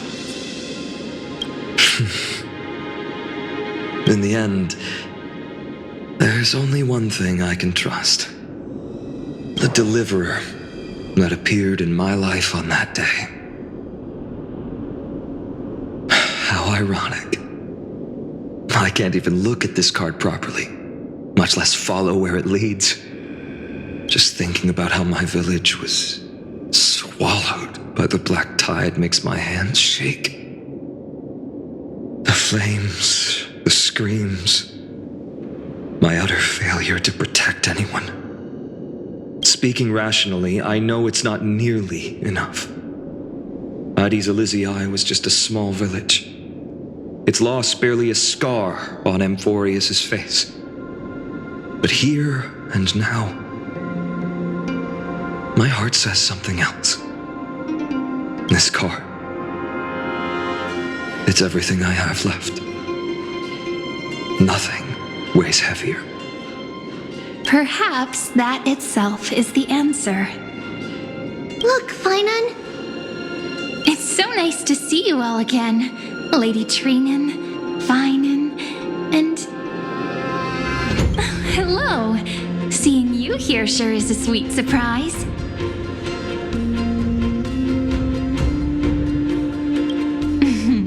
Why so surprised? Could it be... did you miss me? Cyrene? This is incredible. I was literally just thinking about how you might be here. But I'd never imagined I'd see you this soon. I was supposed to leave with the priests, but then I heard Lady Maiden was with a white-haired young man. I figured it had to be you, so I snuck back here. That's Cyrene for you. Unfortunately, this isn't a good time for reminiscing. That Kremnoan over there. Still playing house, boy? You get the idea. Quite the hothead. You know, you two just might get along. Don't worry, you already know what the answer is, don't you? If that's your choice, I am with you. I am with you because I remember it all too.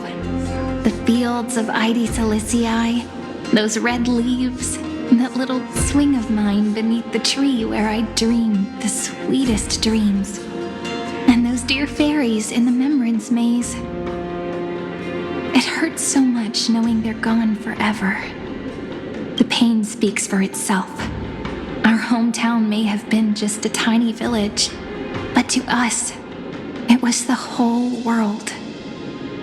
But that's not enough, Phainon. Not nearly enough. Even though hatred can help people grow and turn a boy into an unbreakable warrior, what you need now is victory. You can't just stack the scales with your past suffering. You have to throw the weight of your future onto them as well. The future? What do you mean? Maybe Maybe that was a bit too cryptic for you, but it's actually really simple. Why not have our mutual friend here stand on the scales with the Deliverer? How about it? Can you help us? Relax. Our dear Crown Prince won't have a clue. Let's try that. The fate of Akuma hangs on this duel. I must claim victory, for their sake. I will stake everything I have. Stand with me, comrade, and we shall become heroes. Let's. Together we'll prove that what weighs more than the fate of the world is the resolve to shoulder an immutable past and carry it into the future. Talantin, the fair, the just, they of unassailable integrity. The challengers have made their choices. In the name of the Holy Maiden of the Three Fates, lower your scales, weigh destiny, and reveal unto us your verdict. Your offering is a card? Yes, a flimsy little card. That is my choice. Just know that it's called the Deliverer. Interesting. Very well. If you can beat me with this card, then that's what I'll call you from now on. It's a deal. The scales, they're wavering. Talantin is deliberating on the outcome. It appears the convictions of both sides are equally matched.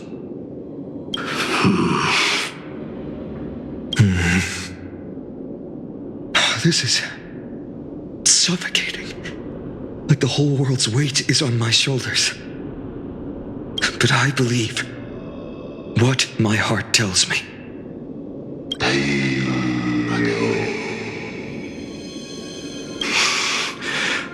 Finally decided?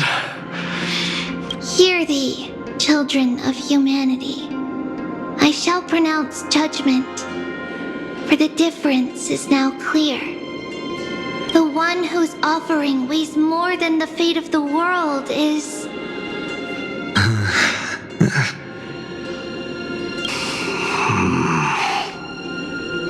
one from Ides Elysiae, the nameless hero.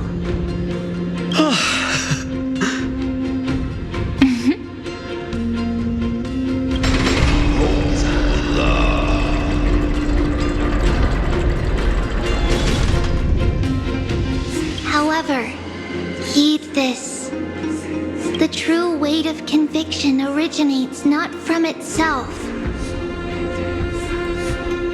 but rather in that which tips the scales, hope itself. What's that supposed to mean? I think the Titan means that it's not anyone's personal convictions that outweigh the fate of the world. It's about a wish, one which we all share. You, me, everyone here. What tipped the scales wasn't Phainon's conviction alone, but the collective hopes carried by this oracle card. Humanity's desperate call for a deliverer. Yes, even you and your people, Kremnoan.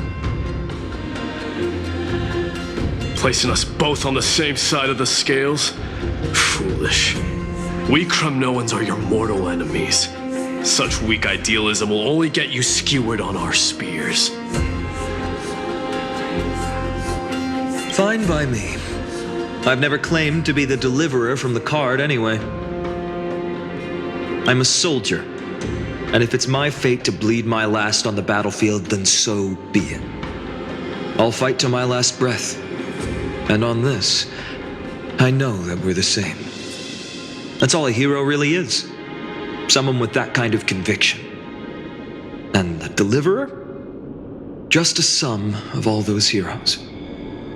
A brilliant explanation. Just as prophesied, on this day, the final 2 heroes shall join the Flame Chase journey. I should have known from the start. They all say Lady Goldweaver is quite brazen, but you're the first to even imagine that prophecies could persuade a Kremnos warrior. Oh, I have 1,000 ways to tame a lion. But this lion didn't come here for bloodshed, did he? The Kremnoans far outmatch Occam's forces, yet we haven't lost a single soul. That's no accident, is it? Do you honestly think Kremnoans, renowned for our love of battle, would show mercy? Your forces are equally renowned for their iron discipline. And so, we can only assume that this is on your orders. Perhaps Akama isn't as hidebound as the rumors say. You grasp the true marrow of power more clearly than those elders. Now that the wheels of fate are turning, what finer way to celebrate this fortuitous encounter than a feast? Follow me, brave Outlanders. Heroes of this world are as countless as the stars, and at this moment, we find ourselves gathered here by the light of the flames of the long night. History shall remember this moment. The prophesied Chrysos Heirs now stand assembled, heralding a new dawn for Amphoreus.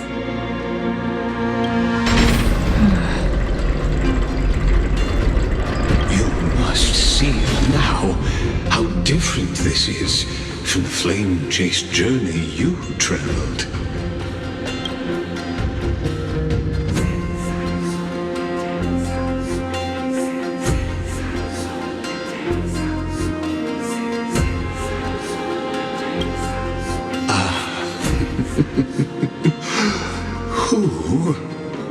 Perhaps the role is not that of a person who really existed. Notice how only 2 particular individuals seem aware of your presence. Patience. We're approaching the final act. These are, as I mentioned, his first memories. They are of particular importance for the imminent Era Nova. Such as this very moment, as the prophesized demigods gather with Talenton as witness. This is a moment calculated by the gods. What comes after is no different from that which you already know. Some join, others leave, while flame chasers bear their faint light forward through the long night. Ah, come. Your seat awaits. After 13 heartbeats. Our heroes will be ferried to the final scene.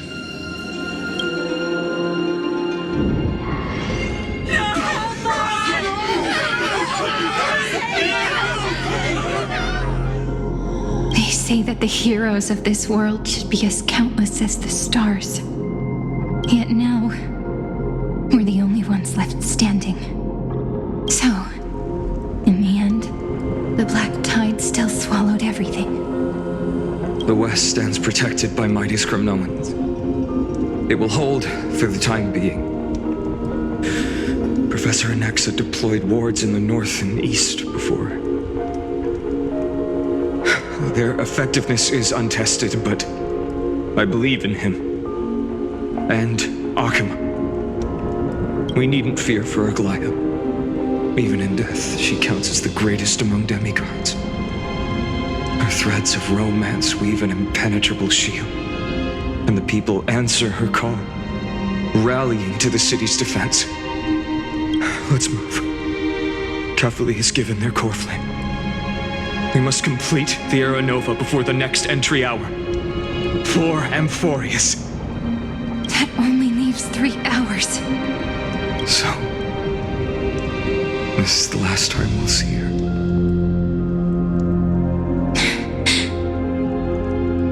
Phainon, we set out on this journey to answer the world's desire, didn't we? That's what it means to be a Chrysos Heir.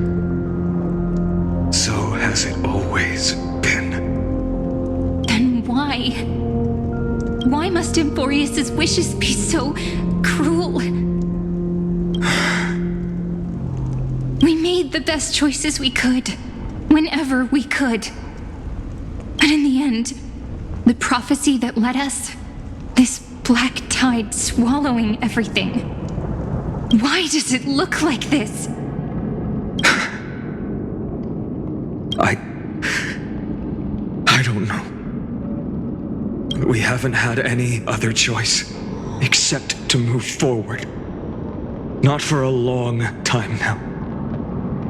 Even if we only see the long, long night ahead, I still believe that through it, we'll find the dawn on the other side. Beyond these flames, a new sun will someday rise. So, to the Temple of the Three Fates. You'll take over Time's authority, and we'll return all the Coreflames to the Vortex. Then put this world's fate to its final rest. After which, we shall all face oblivion, or embark on one final grand journey.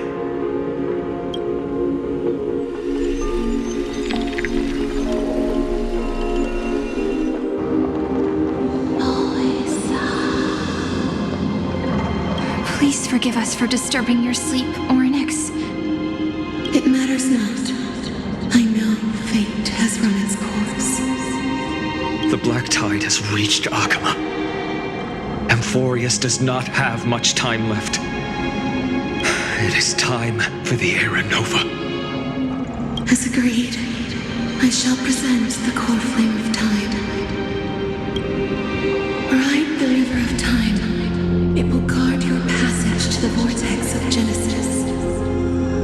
Step through and witness. Professor Anaxa proved the truth of Genesis with his sacrifice. As Chrysos heirs of the prophecy, we were always destined to immolate ourselves for this world.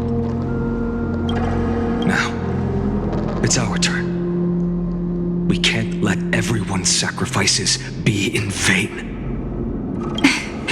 I don't need another pep talk, Phainon. After all, we've been ready to fight fate ever since we left the village, haven't we? Yeah. Come. Let's claim the miracle we were promised, and burn away every last shadow in this world. And then rise as the first light of a new world. Light calendar 4931, the third week of the month of Evernight. Welcome, my lady, to the end of the flame chase. And the end of all things. The Titan has revealed the gateway of fate. Please, accept the invitation to step across the threshold, and behold. Beyond this gate lies the new world that our heroes sought through their trials, as well as the terminus that the owner of these long memories has been hurtling towards their entire life. Perhaps you'll find it all too familiar. Then you'll understand how the mortal called Phainon shouldered the world's weight. How that same burden crushed him, proving that the so-called deliverer is nothing more than Amphoreus' own delusion, a pitiful fantasy that it could defy fate's decree. Please, esteemed one, the answers you seek lie in these non-existent times.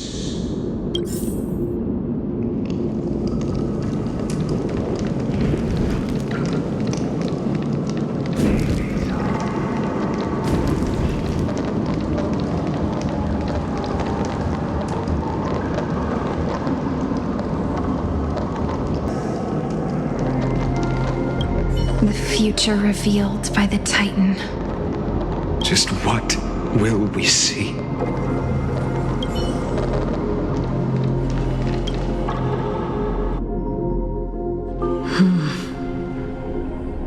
The Vortex of Genesis.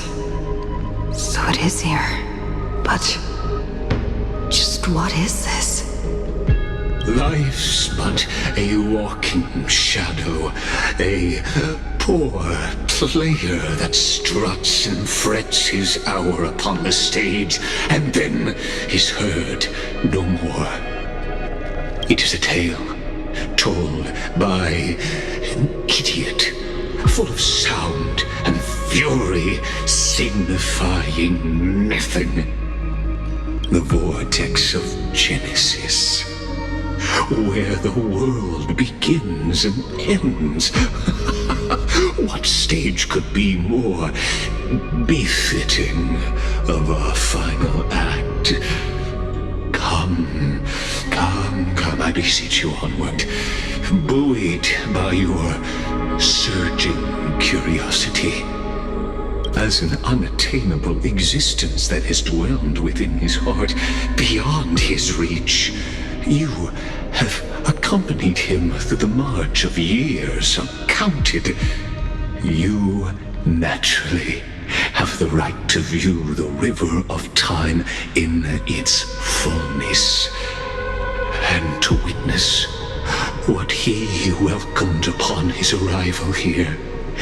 Every absurd and tragic ending.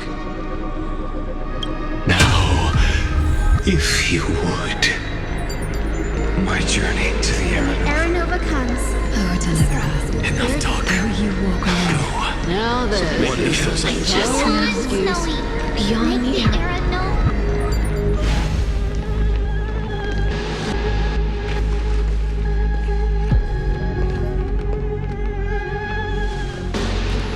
None of that matters now. This brutal, flame-chased journey has stripped away my delusions.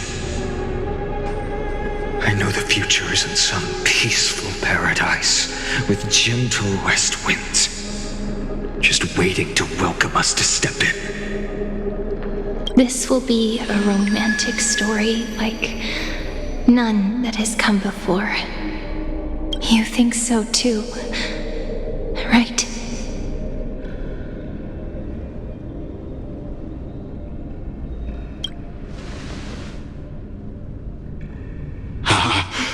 Indeed, in his memories, such a scene replays over and over. Though the details may differ, this remains ever the same.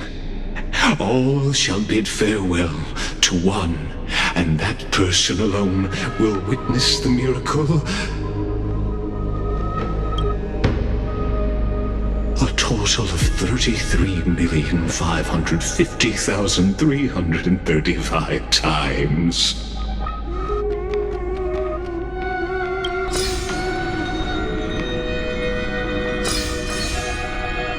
Each is a drop from the river of time, representing the long journey he would take, or rather,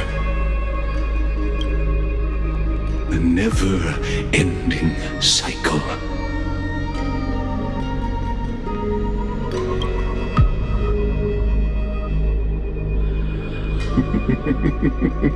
Sharp as ever, I see. Seeing is believing. Why not let your own two eyes uncover the truth?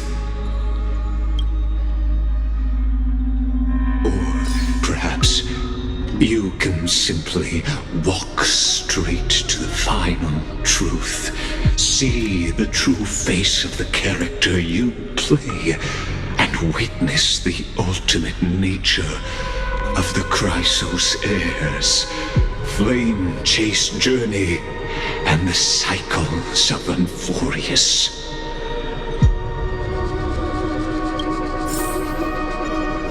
Please, take your time. Look around as much as you wish.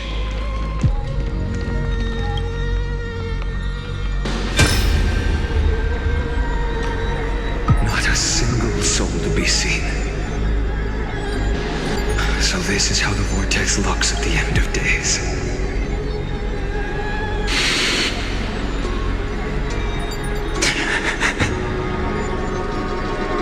Looks like I've got company after all. But since you've made it here... So, in the end you succeeded. Executioner.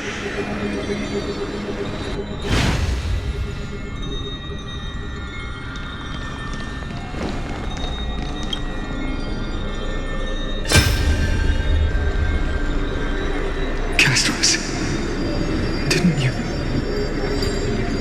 Yes. I've become Death's demigod, and shall never again walk the world of the living. What you see is the surging of the river of souls, brought on by the countless dead feeding it in these dark times. They cry out. Though dead, they'll converge into a torrent and guard the vortex to see the Era Nova fulfilled. I will take all the wishes of the departed with me. Please, everyone, fight with me to the very last. I hear them. The dead hail you. They're prepared. Go on, Deliverer. We'll keep that executioner in our shadows.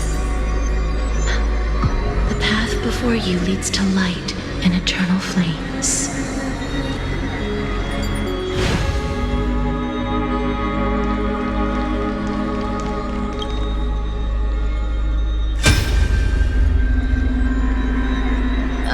There's water everywhere. This place is always so wet and sticky. Even my tail's getting heavy. Plus that burnt smell. And that sizzling noise. Yikes. Nobody from Delos could stand this. So you feel it too? Go on then. I'll handle the filth. Do what you need to do.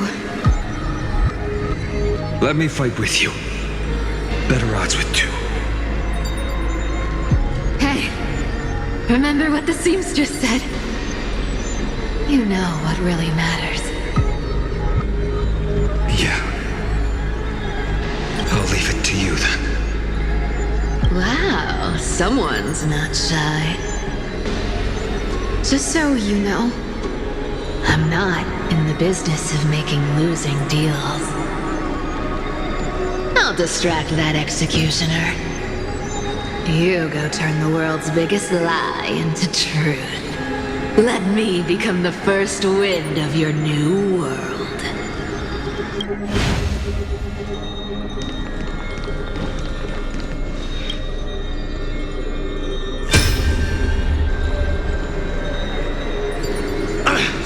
Just shut up and get out of here! Are you crazy, Mighty? Immortal or not, even if you're the demigod of strife. Oh, I'm still no match for them. No, I know you can. I just wanted to request that you witness the Era Nova with me. Together, let's prove that we're enough to transcend the prophesized fate. Good it be that now, at the critical juncture, our mighty deliverer is chickening out, scared of a stupid prophecy? I'll transcend the prophesized fate. All right. But I've got a better way. As the son of Gorgo, I'll prove myself with one last grand victory. Just like when I ripped out the old king's heart. Go. Leave this to me. If the black tide creatures block out the sun, then we Kremnoans will fight in the shade. And when I'm done with that executioner, we'll raise our cups where the west winds end.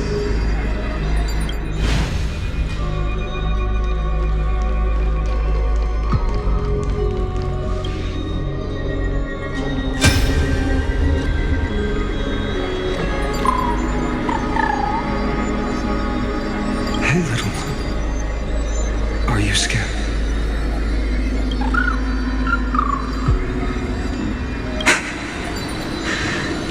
As brave as heights. Stay close, little Ika.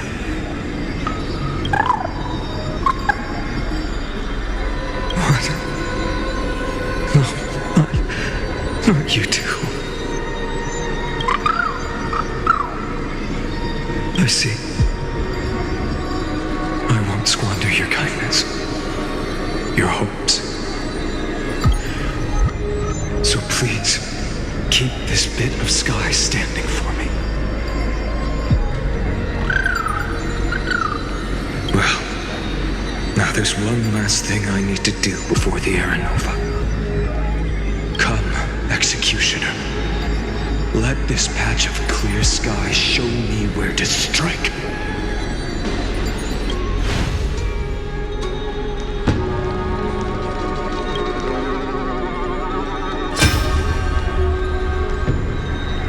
All shall bid farewell to one, and that person alone will witness the miracle. Such is the will of fate. So even the future revealed by the Titans may not come to pass. The Era Nova. This unrivaled masterpiece. I have no regrets now that I may entrust it to my most trusted apprentice. Are you saying? Fate is ever unassailable. The golden threads tell me the black tide rushes toward the vortex, ready to swallow this place. I must weave the last of my humanity into a net to hold back the deluge. I shall have my final bath in warm and radiant gold. Now, the hour of fulfillment has come. Forgive me. I must snip away every risk to weave the strongest future for the new world. There is nothing more to say. We part here. I shall personally dispatch that wretched executioner, not with threads of gold, but with the steel tip of a needle.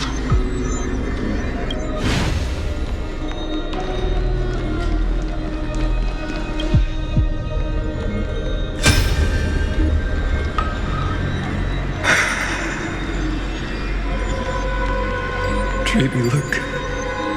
We made it to the vortex. That prophesied future. The flower fields where the west wind ends. Era Nova. We're so close now. You can't speak anymore. Please. Allow me to pause just a moment before I keep my promise.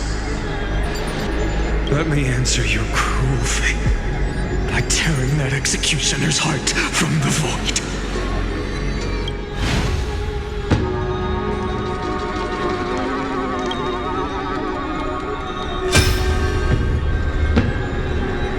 The Vortex of Genesis.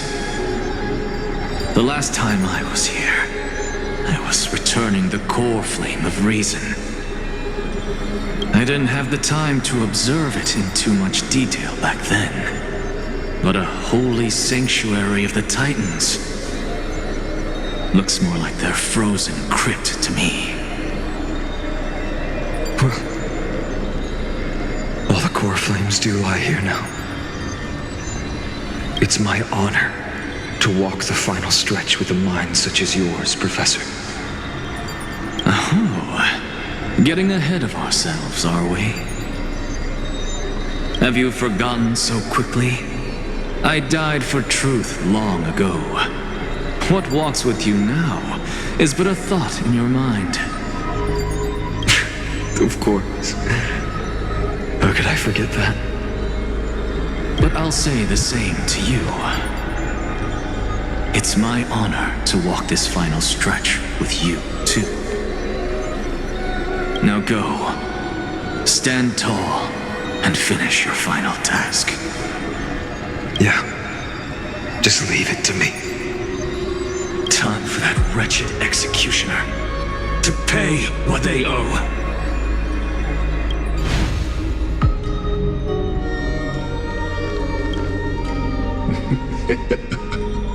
You really think you're prepared?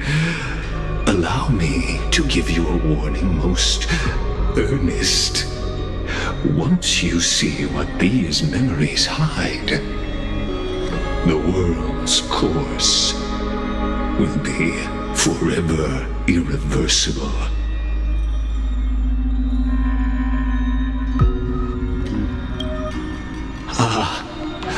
Very well.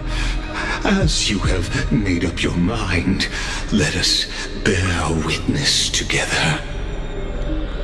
As the sole audience of this eternal theater, I have been rapturously awaiting your arrival, and this, too, is the very reason I must show you everything.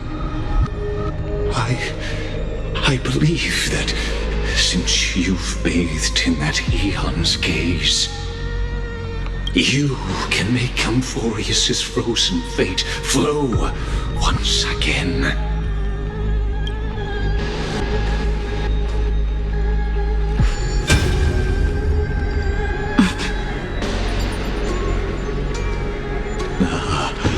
Feeling a bit lost? As you now see, this scene marks the final act of the drama Amphoreus. The final eternal recurrence created by this man's hand, and the last one this world shall undergo. Behold, at the swordsman's side stands one he has sometimes called companion, other times comrade, that nameless hero absent from the annals of history. She is the swordsman's ideal in his youth, the deliverer that guided him resolutely onward through fantasy.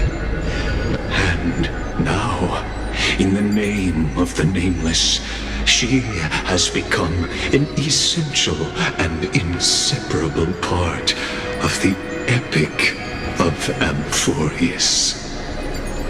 And this time, under her guidance, what choice shall the hero make? Whither shall the fate of the world flow? And what is the ultimate truth of the nature of Amphoreus? There are many mysteries yet to be unwound, but if I may, allow me to temporarily yield the stage to one far more fitting. please put your hands together and give a rousing round of applause for they who will reveal the answers and bring about the final end of the 33,550,336th flame chase journey.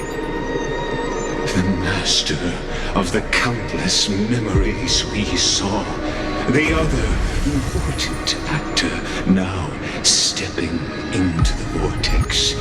They who have already burnt their own self to cinder, the Flame Reaver.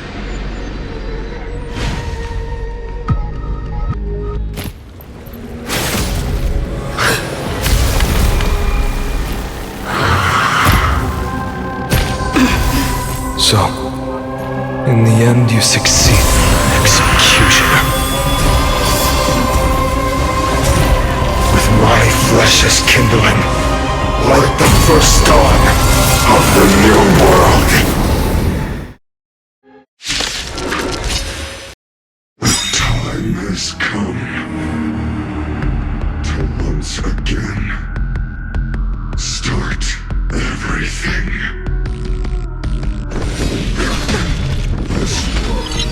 Don't get complacent. Eternal sleep. This combat, this is double speed. Tedious.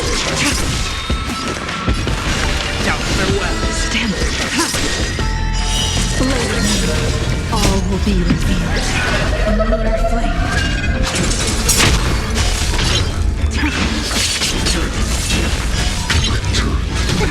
Nothing major. Receive divinity. Repent. Blazing sun. All creation.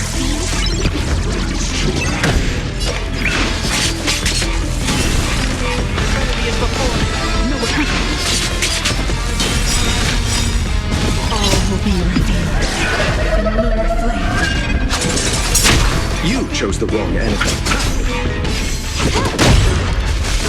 Blade fall. Now farewell. This mortal guide you on your path.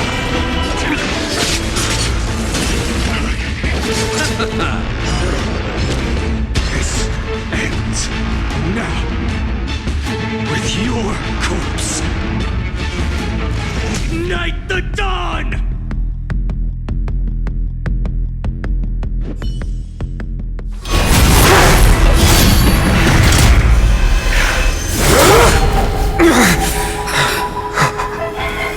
How is this possible?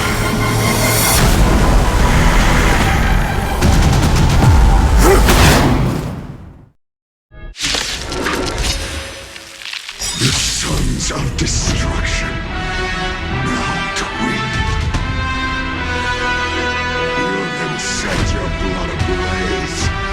Your fury.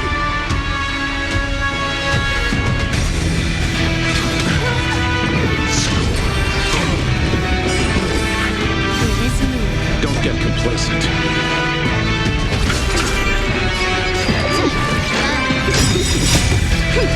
This is double speed.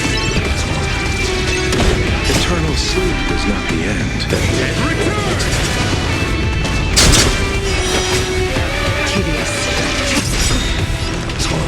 As before. Standard. Later, all will be revealed in the lunar flame.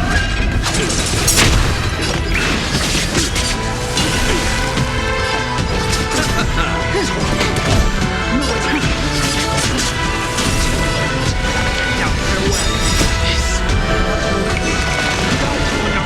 This all will be revealed in the lunar flame. The yoke suffered is eternal.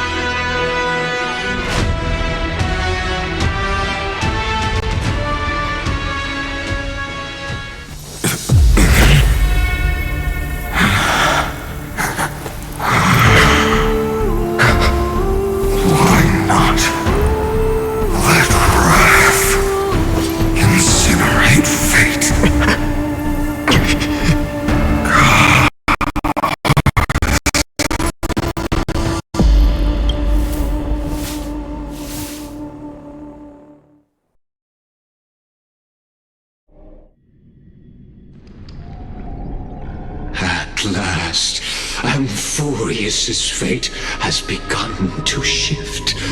Just as I foretold, your arrival will change everything. After all, you've also been bathed in that Aeon's gaze, which can awaken the long-dormant instinct inside a man. Much like that scepter we spoke of earlier, it was only under the same Aeon's glance that it was reborn. That's right. If you recall, I mentioned it at the very start of our play. The celestial body neuron, once belonging to the erudition abandoned by the Aeon. Now, allow me to reveal the final piece of the puzzle for you. The eternal land, known as Amphoreus, is nothing more than the scepter's endless, lonely extrapolation. A bottomless well of fury aimed at the god who cast it aside.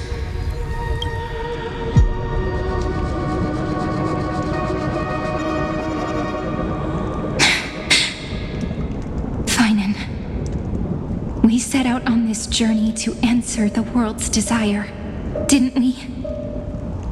That's what it means to be a Chrysos Heir. So has it always been. Then why? Why must Amphoreus' wishes be so cruel?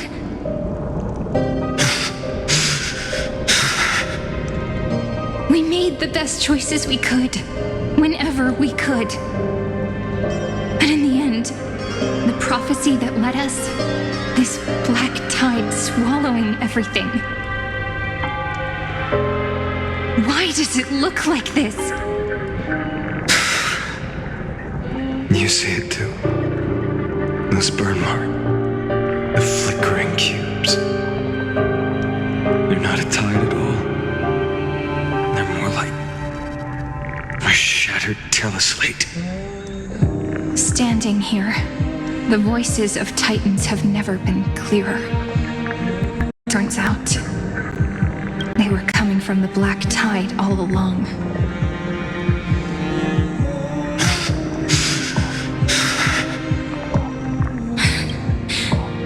Is that Amphoreus crying? Or maybe it is screaming at its creator, at its god. Phainon, do you still remember when I was little? I had a dream. A dark, cold room with nothing but Orynyx's curtain glowing like crystal. The curtain seemed to contain all of Amphoreus, where strange and fantastic dramas played out within.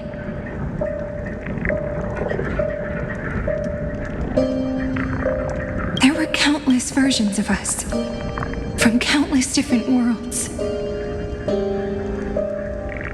Perhaps it wasn't a dream. Yeah. As I gaze out at the world before me, those sorrowful thoughts have become reality. So, this is the reason the sky was sealed. Amphoreus is merely a larger ID Silicii. We are just characters in this tiny world, following the prophecy, stepping onto the same journey over and over. What then is this so-called Era Nova? And what are the spectators watching all of this truly hoping for?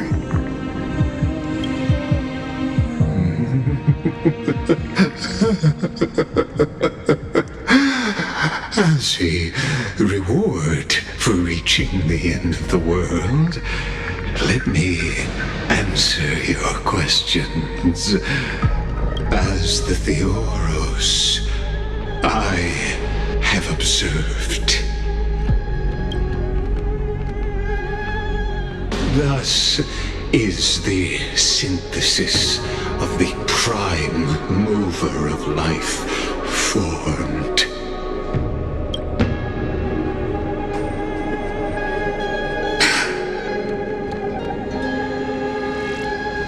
This is a moment the universe will remember.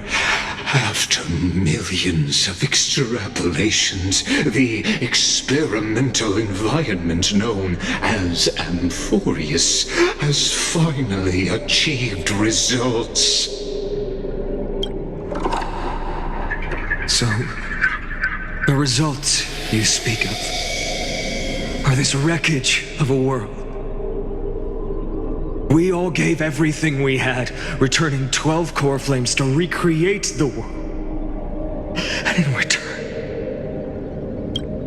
we become nothing more than sacrificial offerings at the end of everything. Exactly. The Titans are Chrysos Heirs of the past, and Chrysos Heirs are the Titans of the future. Anaxagoras' theory of Era Nova holds true, as the model of reason he reached unprecedented heights. But from just the perspective of a player in the drama, he could never fully uncover the last layer of truth.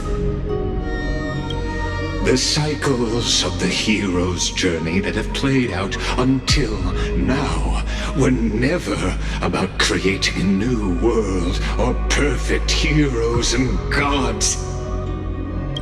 They were a deep learning program made for the Black Tide.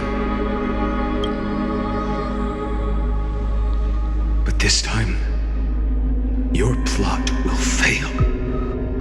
I've taken Kefali's Coreflame, and when the dawn of the new world arrives, its light will burn away all the darkness.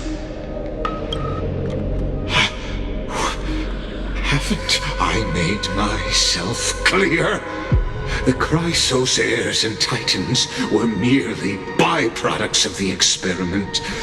You've seen this world's evolution, witnessed the birth and growth of the Black Tide, and how it devoured everything. Every generation of heroes, gods, and worlds was born only to be destroyed by it.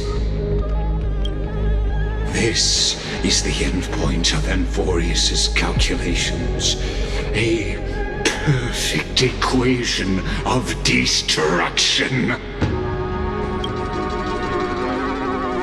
So in your eyes, all the sacrifices are just a string of insignificant numbers?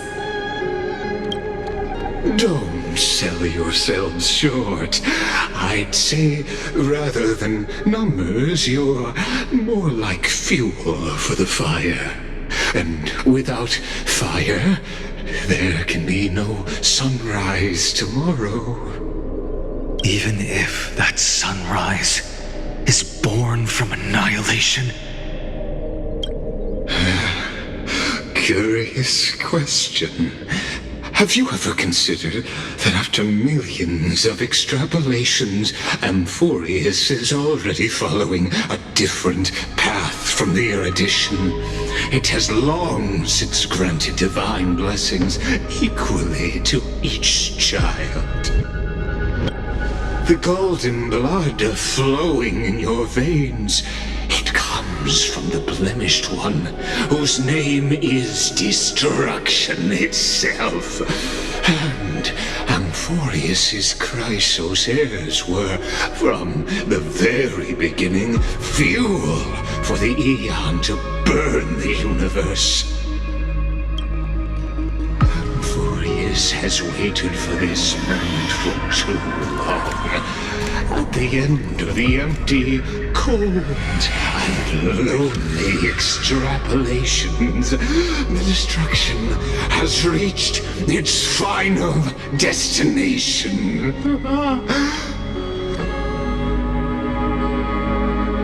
Nikos 496. Philia 093. No need to feel regret. This generation of Chrysos Heirs is the most outstanding model, and you two are the final factors. For you, the Era Nova is no lie. Just step forward, embrace the black tide, and accept the Eon's gaze. You will come to life from a string of cold numbers. Along with all those who have passed, you will run toward the real universe, fulfilling Amphoreus' long-held wish. In the name of the Lord Ravager Iron Tome, unleash its fury and destroy the source of all this tragedy. Or we could always choose another option. Like you said, Amphoreus is just an experiment, and we're the participants. We can only walk along the predetermined path toward the ending, under the watchful eyes of the stars. But that also means that there isn't just one Eon who can cast their glance at Amphoreus, right?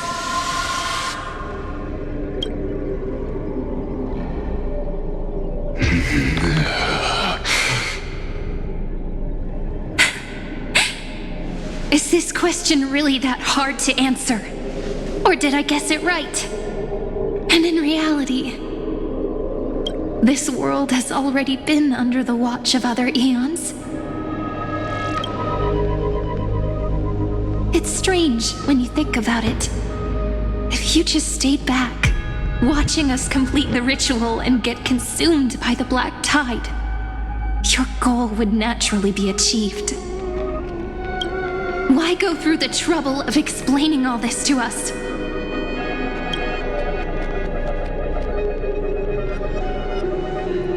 You're pretending, revealing the so-called truth just to deceive us, covering up another possibility. Destruction is not the only outcome for the fate of Amphoreus.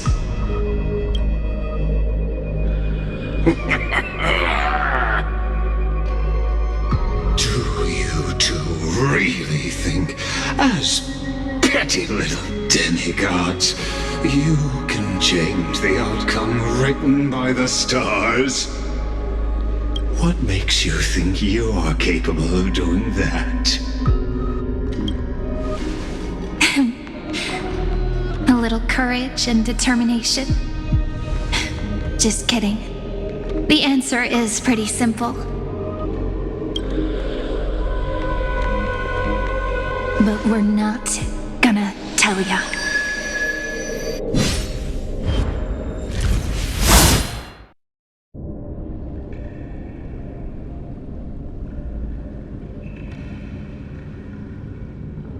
We're going to weave a long dream for Amphoreus, making it believe the experiment hasn't ended, that everything is still ongoing.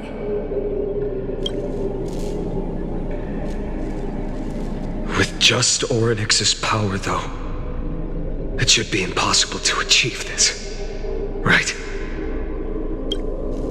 Yeah. So, I can only place my hopes on that childhood dream. And the god behind Orynyx that appeared in that dream. Now, I can say with certainty, time is the page on which that Eon records Amphoreus. If it fades from existence, and all that it records is lost among the stars, that eon will surely direct their gaze here. And it will be a glance that spans time and space, granting each incarnation of me the power to reset time, imbuing my soul into this ceremonial blade, and creating an endless flame-chased journey. I understand. Then let me step into the cycles and continue Amphoreus' grand design. To deceive the gods, deceive the world itself.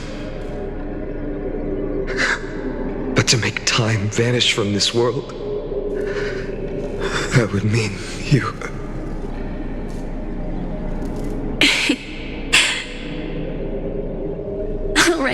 All right, let's not make things so gloomy.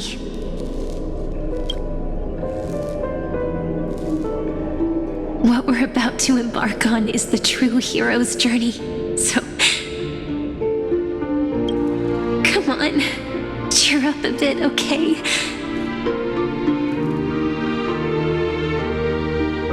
In that memory, you will definitely meet me again.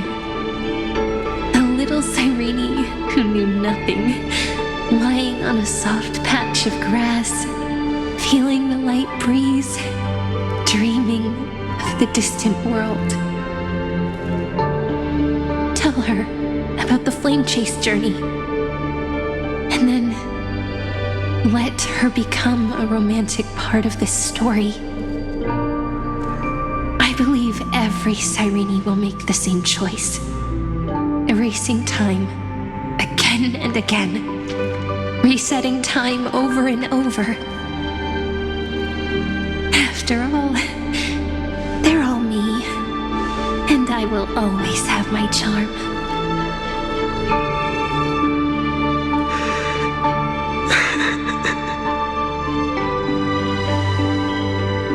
Then, I'll fall into a sweet dream, disappearing in some small corner of the world. Quietly, waiting for the day when that next page is turned.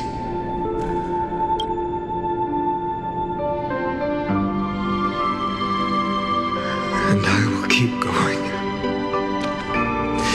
Even if the road ahead is dark, I will burn myself to light the way.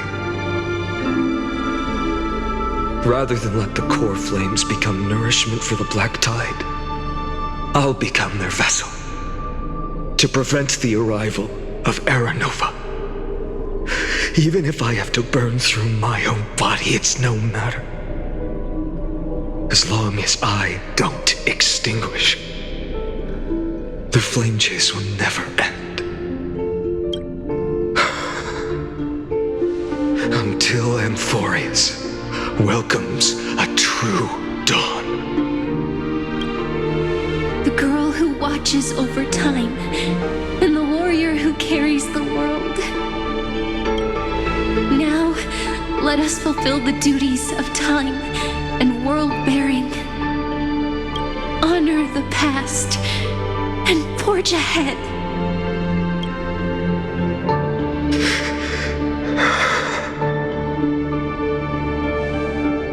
I promise you, the pain will pass in the blink of an eye. You need to hold tight to this ceremonial blade. After I'm gone, it will take you back to the beginning of time, the start of a new story. I believe that in that story, we're in countless stories, each alike yet unique. Everyone, all the companions who sacrificed themselves, alongside the deliverer we once dreamed of as children, will reunite beneath a vast, endless sky.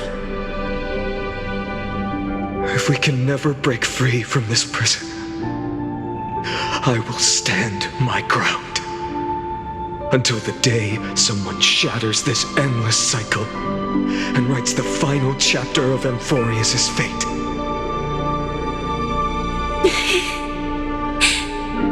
So, let's set out. We will be the ones to start everything. Carry the primordial chaos, just as your name suggests, and bear this world we hold so dear.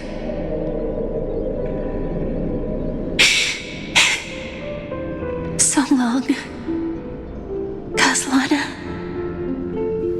As the Theros I have observed, destruction synthesis is formed.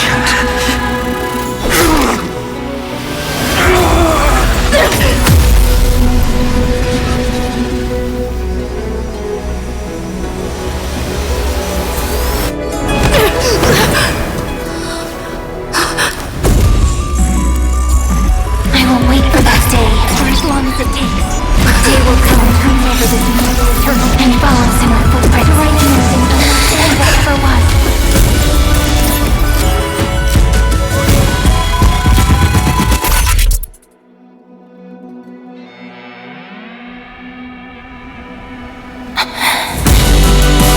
That will be a romantic story like none that has come before. You think so too, right?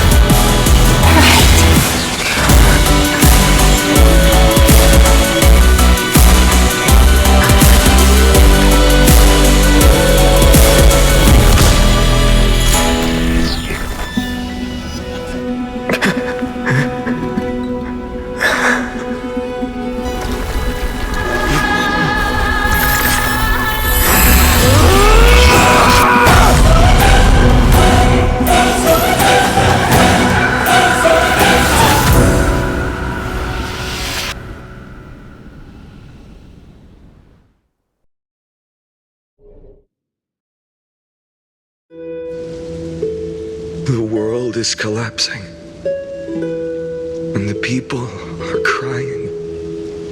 We too must part ways here.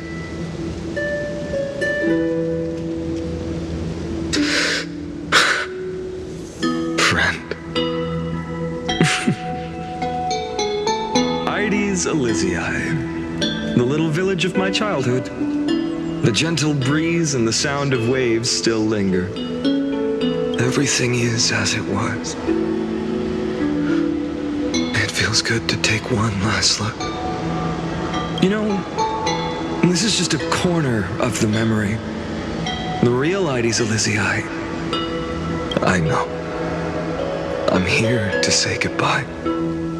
We might not see each other again. You can stay here forever. And time will stand still for you. Let it flow. It's time for me to go. Even if it's a path with no turning back. When have we ever had the luxury of turning back? Are you afraid? After learning the truth of your origins, will you see the motivation I gave you as the manipulating whispers of destruction? The convictions and choices that come from my heart. I don't believe they're designed by the so-called paths. If we are just numbers simulating life, then you are the image I've always longed for. The person I wish to become. A real, living person. A true hero.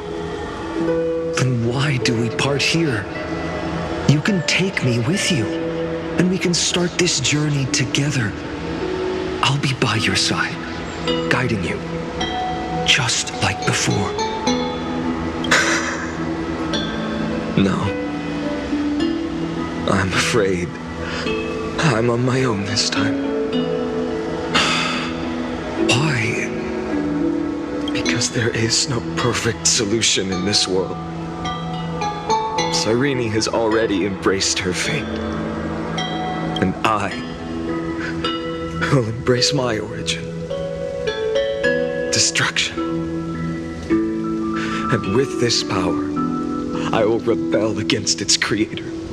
bringing endless fury to the darkness, sweeping the world. If you stay by my side, I'll hesitate. But this world can't afford a soldier who wavers. Do you remember when we were kids? Everyone would get so excited drawing cards like ruler or warrior, but throw fits over devil or drunkard and demand a redo. Kids always get to change their minds. Things are so happy and simple for them. But when it comes to the fate of adults, there's no room for redos. And go, Kaslana, as you promised. Deceive the world, seize the Coreflames, and rewrite your fate. Burn yourself up with all your might. Wield your futility like a sword. And fight against the gods. In the name of world-bearing, I promise you, Kefali will never forget this.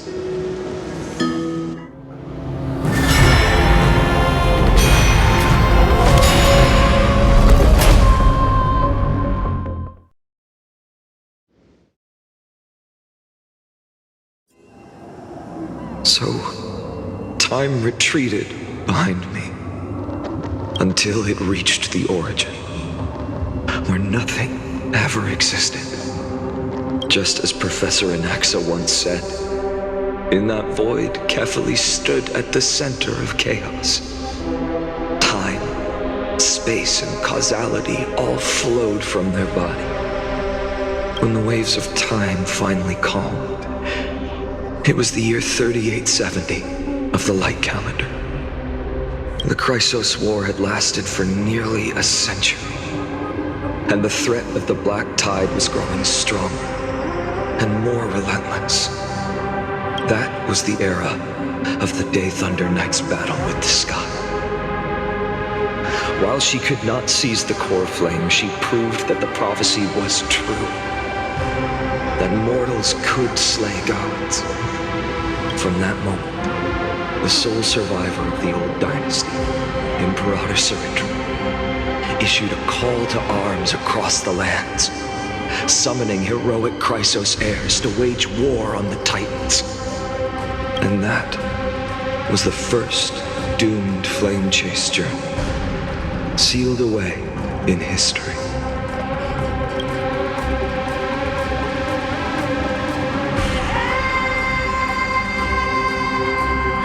So what you're saying is, you've traveled back down the River of Time, finally reaching this untouched seabed just to tell us the flame chase journey and even all of Amphoreus are nothing but illusions in an eon's dreams? Exactly. So, Dux Gladiorum, please take me to meet Her Majesty Saritra. I must share the truth with her. Since Her Majesty's not here, no need for formalities. The word Gladiorum always reminds me of my fallen homeland buried deep in the depths. Call me High Sealans, nameless swordmaster. Please allow me to add one more thing. You actually already know my name. You mean Phainon? Such a name could never be your true one. But I won't question you further about it. Ever since Her Majesty issued the Flame Chase Decree, heroes from all over have sent their letters of introduction. What's the harm in adding one more name like Phainon or Phainon? Besides, the deep sea is dark. Isn't it the perfect place to hide secrets best left unseen? All right, nameless swordmaster. Hold on my wake. Let's find somewhere else to talk. Aren't you even a little suspicious of what I've said? Harboring suspicions is not my concern. My sword dances only when the Imperator harbors doubts. There's no use in speaking further. Show me your true intentions through action.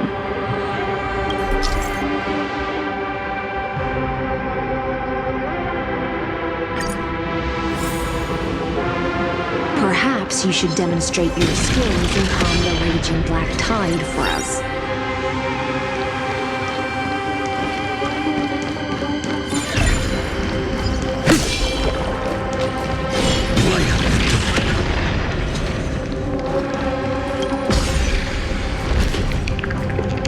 Oh.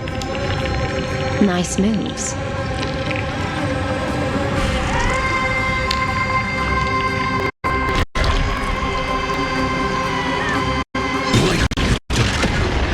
We just washed it away and here it comes again.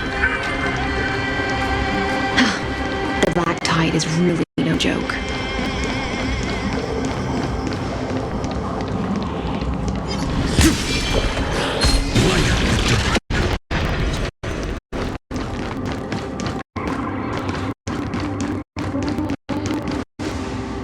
The waters end here. The one you seek is beyond this point. At last, I can meet with Her Majesty Saridra herself. Are there any formalities I need to observe? Don't kneel, don't do the hand-kissing or foot-kissing gestures of the old dynasty, and most of all, don't bow. The Imperator despises such rituals, especially when the heads of those taller than her bend beneath her crown. She really is down to earth. The second thing to note, only trusted ones may come near her. Keep 5 paces distance until the Imperator allows otherwise. Sounds like an old friend of mine. Well, experience is a good thing. Stay sharp, and you'll be just fine.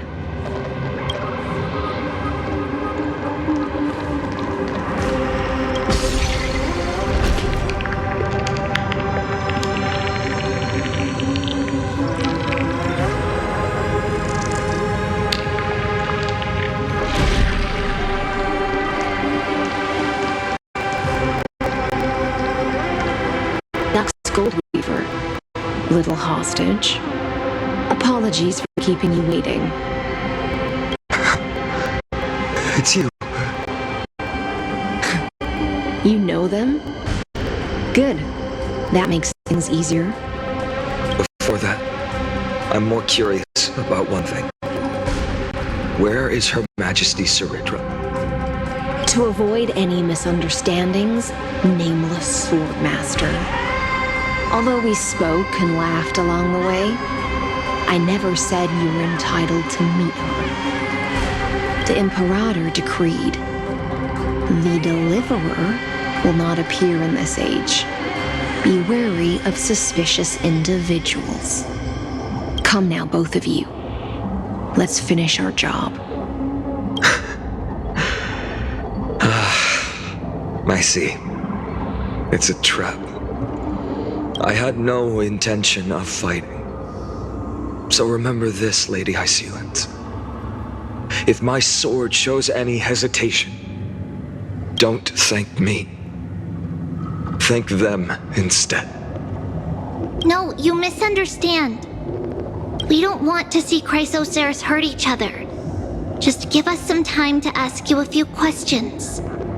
The Nestia's golden threads will judge you and decide your fate. As you wish. White-haired Swordmaster? If what you say is true, then you must know the fate of the world. So, how much do you know about what we read from the prophecy? You shall shatter into 1,000 fragments and wither in the soil of foreign lands. Is that correct, Lady Treeby?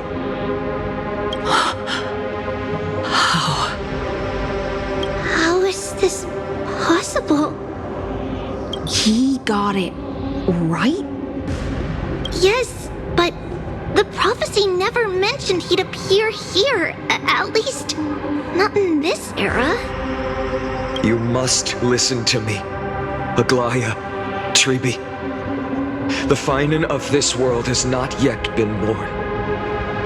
In a distant future, he will follow the prophecy's guidance and appear before you. but do not seek him out. Because Era Nova is a complete and utter lie. I will tell you the truth, and you will understand why the world must forsake the prophecy and find another path to Era Nova. Because I know both of you, and I believe that no matter how the course of history may change, the faith we all share will always remain the same. And so, the layers of rock began to reverse, and history wove itself anew. Through my old acquaintances, I was given the chance to meet the leader of the Flame Chase journey, Surrey. And after a long and arduous negotiation, we came to an agreement. The Imperator's alliance needed the destruction, and I was ready to pour all my strength into it. The spoils of the Flame Chase, the Coreflames, would be sealed by my hand. But the condition was this.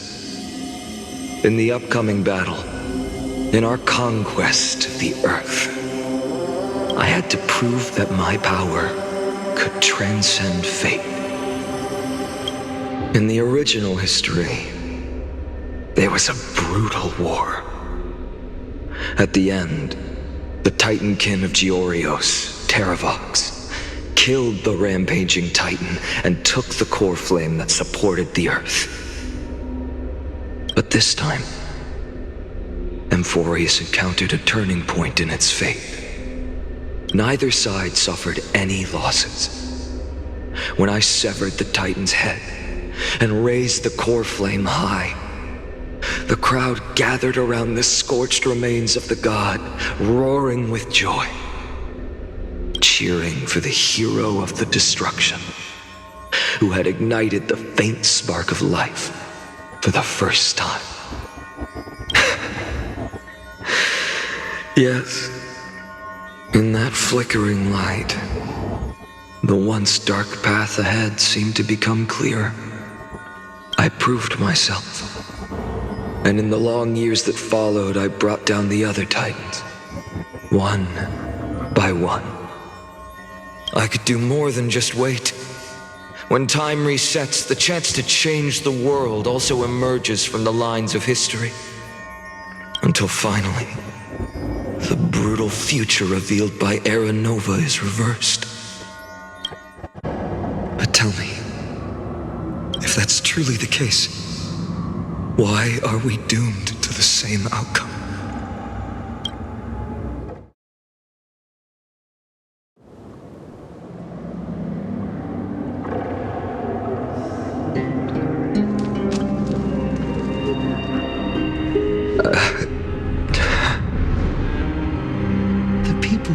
Their promise and handed you all the Coreflames. In this world after Trebios, no demigods were born in Amphoreus. At this point, I just want to know, when they vanished into the black tide with their mortal bodies, why didn't you shed even a single tear?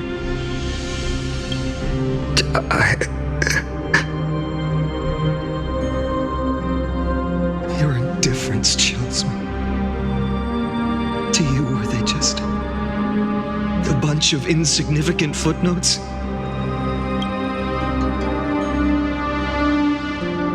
Sorrow has been my constant companion. In fact, with 12 Coreflames upon me, the fire in my heart has never been more violent. I'll remember this world through anger. As long as I burn, they'll never truly leave me. Perhaps it's already too late. But you're right. Anger, at this moment, is the only weapon I can rely on. So, draw your sword, Executioner. I'll make sure you realize that your greatest mistake was leaving me alive.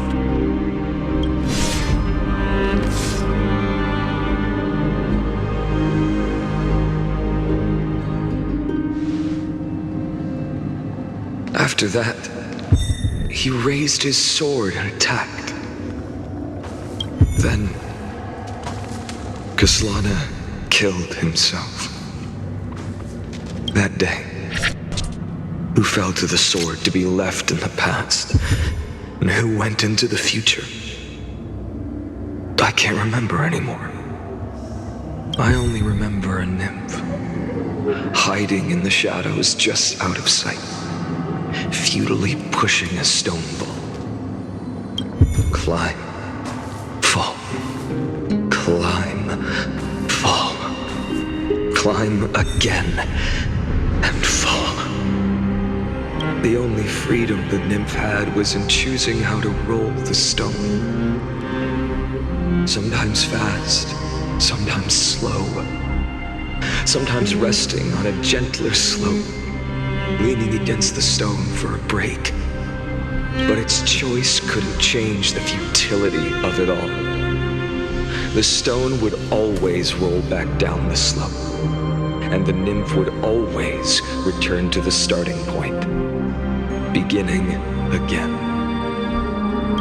After that, every time I reached this point in the cycle, the burning sky would cast a shadow over its path.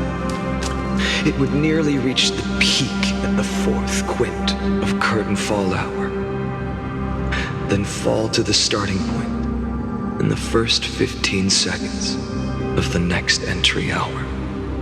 And my efforts in this cycle would dissolve into nothing at the same time.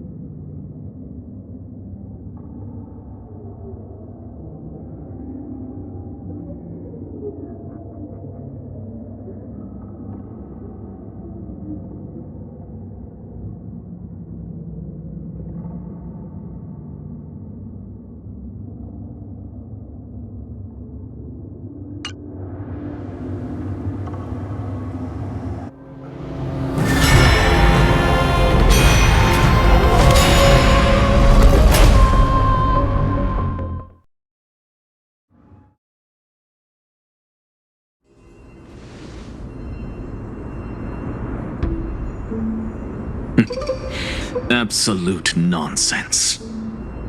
I thought cycles was the answer you were looking for. No. It's just that the answer came so suddenly. There was no fun in tracing it back to its roots. Eons? Paths? What a load of nonsense. I can't give you an exact explanation of those two concepts either. Enough. I'm just expressing my frustration. Don't you understand? I was already expecting this. The black tide came from beyond the sky, and everything else is no exception. Fate is a strange thing. No matter how the details of history change, the Anaxa I know always remains as harsh as ever. If the other Anaxagoras actually worshipped the gods, I'd make sure to find a way to break the cycles and crush them in their cradles. Too bad. Now only you have the ability to do that. What's that supposed to mean? You're willing to help? Of course. The Coreflames were meant to save the world. And in my opinion, the noble Titans have no reason to refuse. Besides, according to you, before stepping into these endless cycles, you were my pupil. I've already heard the same thing countless times. Enough chit-chat. Let's go. If we run into any other scholars, leave them to me. We've all made preparations for total annihilation. Never thought someone would step in to help. Light up the door.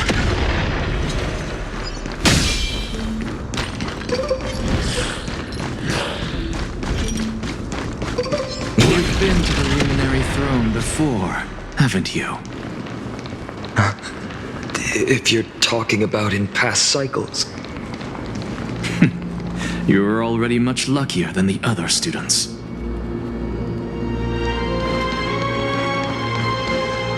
Hold up. Keep your wits about you. Someone's watching us. Pretty boy, your eyesight's better than I thought. As for that false god who's been turning the world upside down, it's you, isn't it, white hair? You sure do love stealing the spotlight.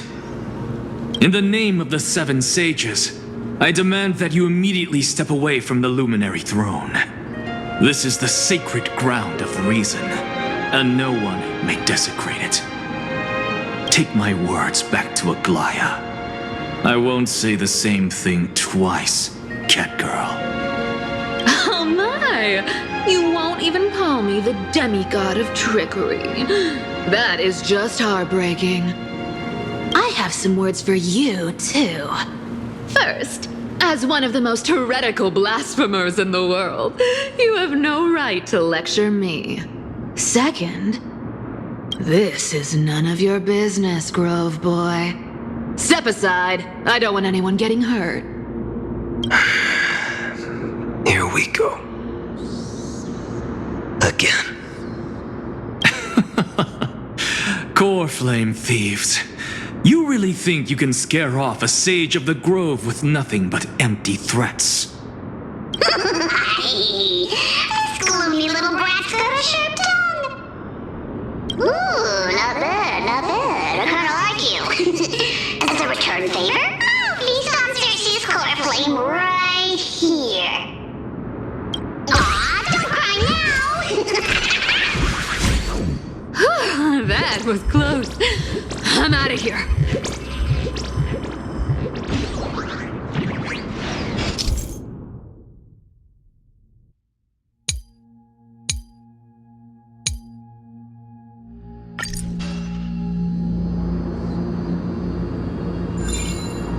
They're exactly like all the past ones I've known. Cunning. And yet so naive. Sounds like you have a plan? Of course. When I first set out on the flame chase journey, Lady Treby never managed to teach me Orynyx's miracle. But along the way, I learned a thing or two.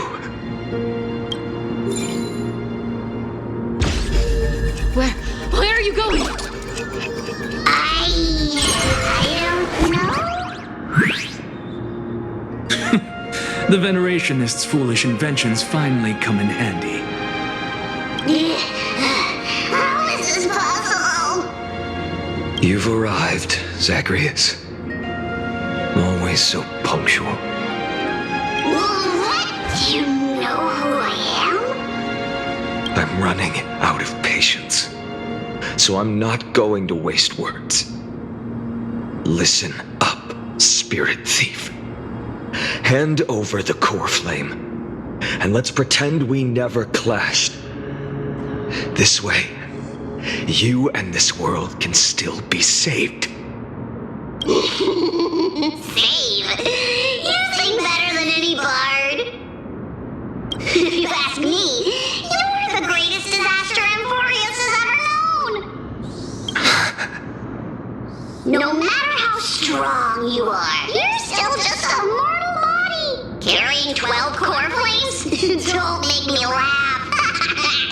You'll just get consumed by the divine flames and drag this world down with you. 134. What? This is the 134th cycle I've lived through. And the number of Coreflames I carry is 1,596. Yes. 1,000 Coreflames and just a single Chrysos Heir. How is that even possible? I've come this far. And that's proof enough. But someday you will burn to the ground. Of course. The divine flames will eventually consume my eyes and blind me. But before that, they could still forge and sharpen Dawnmaker. Now when I cut open your stomach, you won't feel a thing. You... This is the final warning. Fine. Assume this world holds 100 million possibilities. And no matter how one looks at it, 99,999,999 of them all point to outcomes of certain destruction. Even so, I'll use my divine power, despised by the people of this world, to achieve that 1 in 100 million possibility. Bartolos! Brad, if you got the guts, you'll have to first step over my dead body.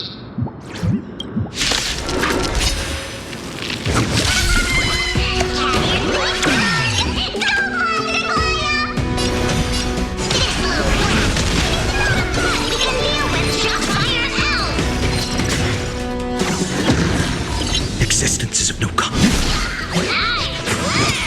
No other choice but forward. A future will.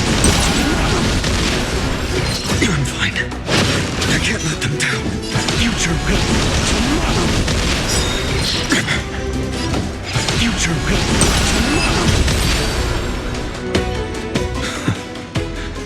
How absurd. In my memories, Zagreus always meets the same end. Over and over again. Their departure no longer stirs anything in my heart. This reason Coreflame before us is a fake, obvious as day. I know. I know. It always plays out like this. The spirit thief covers for her, and the trickery demigod escapes with 2 Coreflames. And then, driven by defiance or hatred, she decides to stand before me once more. Exactly like the countless past hers I've known. Cunning, yet so naive. Since you've witnessed the same scene play out countless times, tell me, will you carve the trickery Coreflame from my chest now? That depends on your attitude.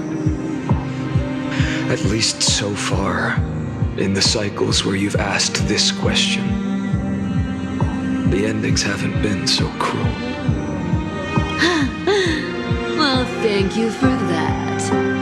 But I also believe that this time, you won't catch up to me. No one can catch up to me.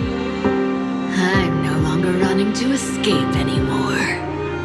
Whether you believe me or not, I'll still tell you this. You've made the wrong decision. All right, then. We'll see. Silence. This is new. One-eyed boy. What are you trying to pull now? Go, Cythera. Give us some time in private. This isn't for her, but for you. You've walked too far down this path.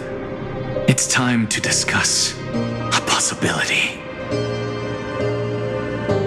Maybe the road you're walking is not one of salvation, but one that will simply drag the world into the flames. For all time's sake, turn back. I don't care how many times you've tried, because there's one thing I'm sure of. Your Messiah complex has turned you into something no different from the icy gods you spoke of. The children of humanity you swore to save. They are no more than ants to you now, aren't they? Of course. I've been wondering, what kind of demon could burn my homeland to the ground in an instant without batting an eye? Now I have the answer. It turns out that fiery demon has been fantasizing of becoming this world's deliverer. I don't want to argue anymore. No matter what I say, the outcome won't change. Make your biggest effort to resist, or accept fate, and hand over the Coreflame to me. Even if it's futile, we all have the right to choose. Yes. Even if it is futile, and the world is just a divine joke. When I walk into the destruction written by the gods with my own 2 legs, you will witness. Even the smallest footnote still leaves a mark in this story. And so, at the end of the 134th cycle, the Traveler and the Scholar fulfilled their fates once again. Or perhaps it wasn't just they who fulfilled their fates. I can't quite remember all this. In the endless darkness, for no reason, a voice always lingered by my ear. Losses are a constant on the flame chase journey, among which even life itself holds little value. Reduced to ashes. Such a familiar end. It happens in every journey. Always the same.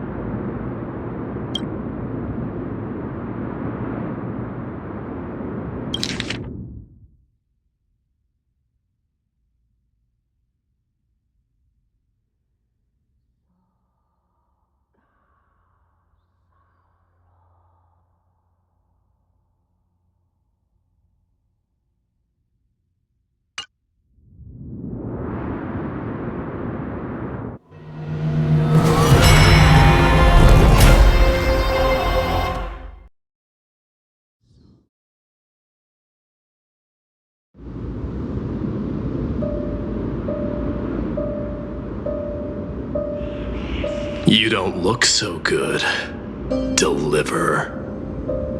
Even after going through 108,642 cycles. Mighty, your name for me has never changed. Why do you sound so pleased? It's a derogatory name. Yeah, I know all too well. You only meant it sincerely in the first cycle. After that one and only time we walked side by side. Every time since. It always ends up like this. Dawnmaker will stab you through your 10th thoracic vertebra. That's your weak spot, and the only way to kill you. Interesting. Tell me, when the mighty Moses of the past faced you, did they ever retreat? Never. Then they died honorably, worthy of the name of strife. But there's still tenderness in your eyes. How pathetic. I have to remember how this feels. Remember that I was once human. Or else the destruction will completely consume me. If you win, tell the mighty most of the next life. This person is a worthy opponent. So always remember to give it your all and never slack off. I'll keep that in mind. As always. Even though the dynasty is left with just one, the Kremnos festival will continue as usual. I, the king of the Kremnoan Legion, will host the final feast in the center of this arena, and the prize will be the flames of strife. One day, you shall die with a wound in your back. That's what I saw when I overcame the trial. The gods' dying ramblings. Enough. You've probably heard this thousands of times. So you must understand, facing the demigod of strife means there's no way you'll take this Coreflame in peace. I understand. Step forward and face me in a final battle. I, the last son of Gorgo, the demigod of strife, salute you. I'll give 10,000 scars and 10,000 lives of mine to fuel the blazing sun of deliverance.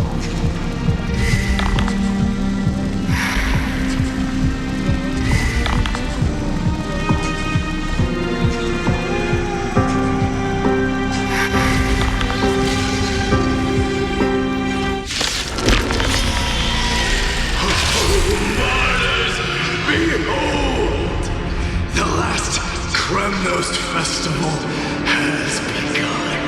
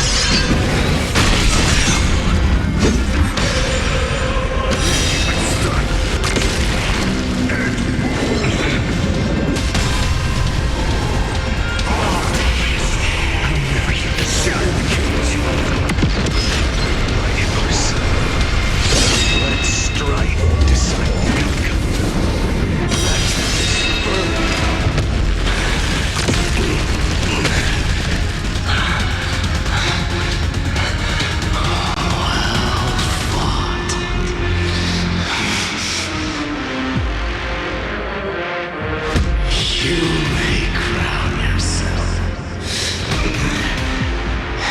my blood.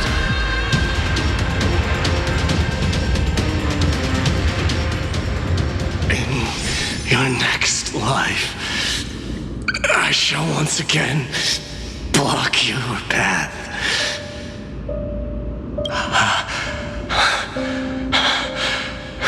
Deliverer, I wish you eternal victory.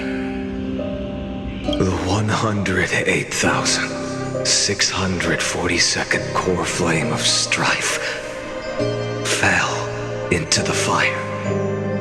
Yet the shadows of the black tide still loom, and pain and despair spread across distant lands.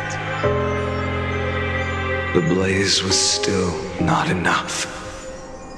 It had to be fed, even if it meant burning this body to ash.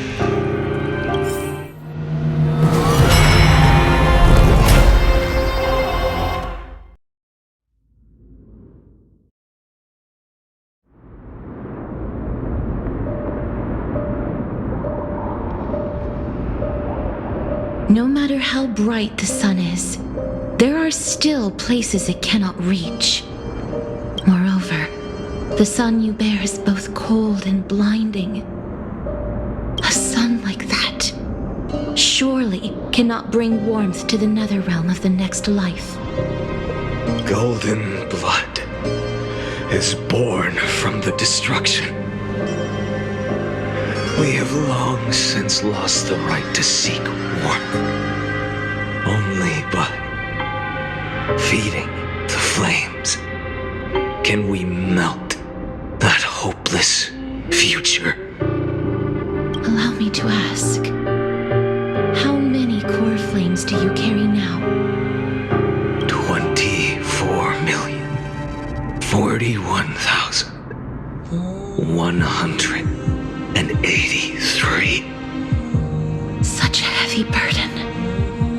So that's why you've turned into this. A broken idol. Tragic firewood. No matter.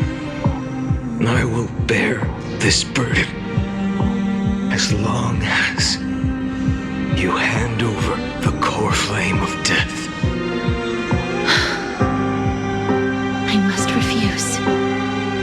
As the demigod of death, I cannot watch you walk into a fate more cruel than death. But this way, the past, present, and future will never again suffer unnecessary death. Unnecessary death. Indeed, you are not the Phainon I know. Please turn back. Don't let that absurd and unjust fate of yours come to pass. This way, at least my realm can still become the fragrant bed where you fall asleep. In the end, still, it seems the clash of blades was inevitable. How painful. I know I am not your match, having fallen under your sword countless times. But even so, please understand that my resolve is not to be underestimated. Even Kefali cannot shape all things at will, nor can they dictate the fate of all life. No one can shoulder the balance of life and death alone, not even a god. And it is precisely for this reason that I chose, at the end of this arduous journey, to overcome the trial and take the authority of death. I am the hand of Shadow, Casterus, the demigod of death. Listen closely, deliverer from days past. Please turn back. Do not disturb these fresh flowers in their mother deaths.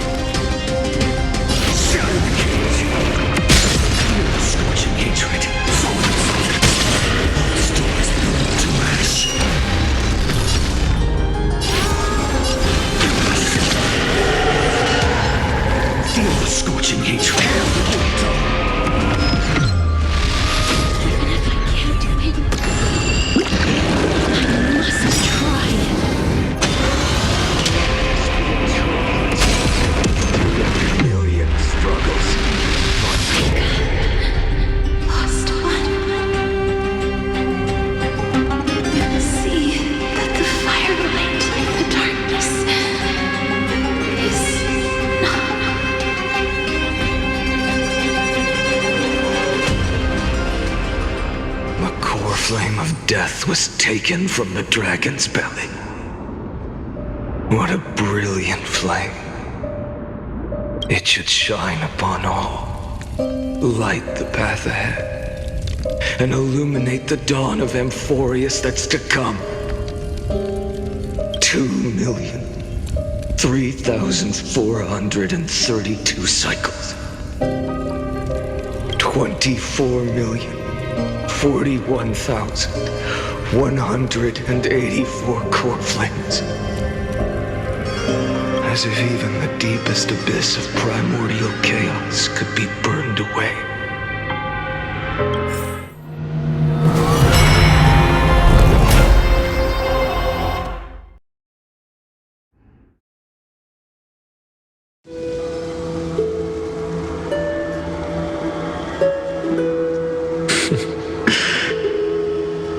You're here, as always.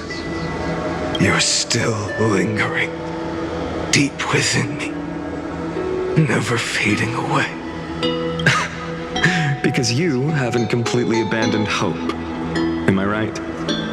You're still waiting for a miracle. For the true hero to come and save us. If that thread of hope exists, it must come from beyond this world. From the true starry sky. But if it's just a traveler with no connection to Amphoreus, they may not understand our struggles, nor be willing to join this fight. Your thoughts are wavering. The mark of destruction is deepening. But even within the gods' cold calculations, unconditional courage and goodwill still emerge. So, never forget what set you on this path. How many times has it been? Remind me again. My memory is a bit fuzzy. 4 million. Exactly. Then that blaze inside of you must be burning hotter than ever. Yes. When I first forged the 12 core flames into one, I had the same impression. The destruction. A power unlike anything before surged within me. Violent flames ready to tear my body apart and consume this world, this wretched prison. I thought that was it. The ultimate power which nothing could surpass. And yet now, this fragile body holds a staggering 48 million core flames. I suppose it won't be long. Perhaps just a fleeting 10,000 years before it's reduced to nothing but charred, crumbling bones. And when that happens, your long struggle will finally come to an end. No. I've already found a way to keep the cycles going. Mind sharing it with me? In every new cycle, a new me is born. All I have to do is push the next Phainon to the end of the world. And then he'll kill me. Shatter this body. Take my flames, my memories, and carry on the path I started. Bold plan, but risky. What if, one day, the next you refuses to follow the same path? How can you ensure the continuation of the cycles? If it were Professor Anaxa or Aglaya in my place, maybe they'd come up with something smarter. Unfortunately, I don't have a backup plan. I have no choice but to bet everything on the next Phainon. and trust that he makes the same choice I did. But even in this wretched prison, luck is still sometimes on my side. Because I never forget what set me on this path. Wait, you mean... Ever since I committed to this plan, not once in millions of cycles has there ever been an exception.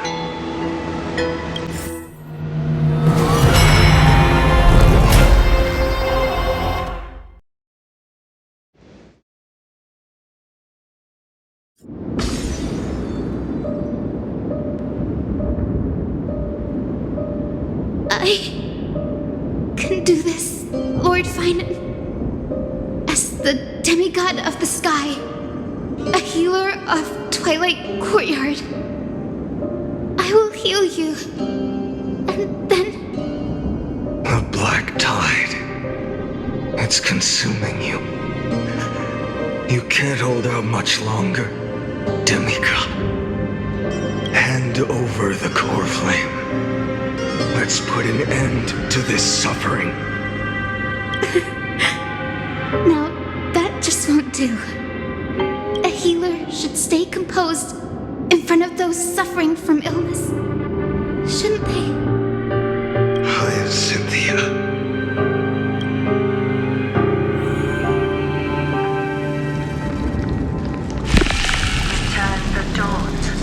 I swear the raging fire. Death's won't be in vain. Just as they have never been. Finish the sun's work.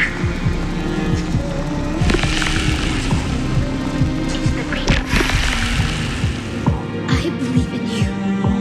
You are the Chrysos heir of world-bearing. The one who can lead us. Lead this world. It's just... I don't understand. Even the sun upon your shoulders. The part of that warmth that should come from you. From an ordinary person. It's so faint. My humanity is indeed just a flicker compared to the blazing fire of divinity. Even so, don't cast it away. I never have. I have kept everyone's wishes close to my heart. Even though the divine fire burns so fiercely that every time I return to the start, it devours me in an instant. Each cycle, it's your wishes that guide me to the end, that pass the flames to the next me, over and over and over again. So, you're not just a lone spark in the dark. You're a pyre built from the bones of all the selves you've left behind. But what about you? What about your wishes? The wishes of all the countless versions of you.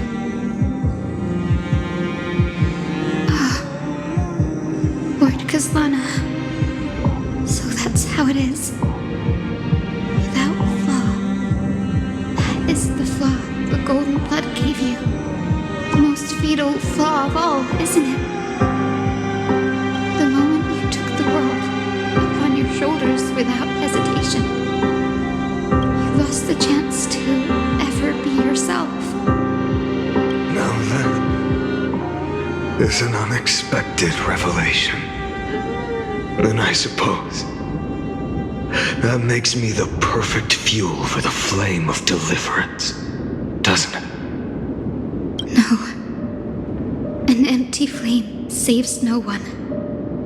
But I still believe in you, Deliverer. I, Hyacinthia, the Eye of Twilight, am neither strong enough to command the wind and rain, nor willing to end this absurd struggle by letting the sky fall. The only thing I can do is become one with the sky itself. And then, may the gentle colors of the rainbow paint your sun in shades it has never known. May they bring Amphoreus, a rosy-fingered dog. Though the light has grown dim, its warmth still lingers. Deliverer, please, open your heart to me.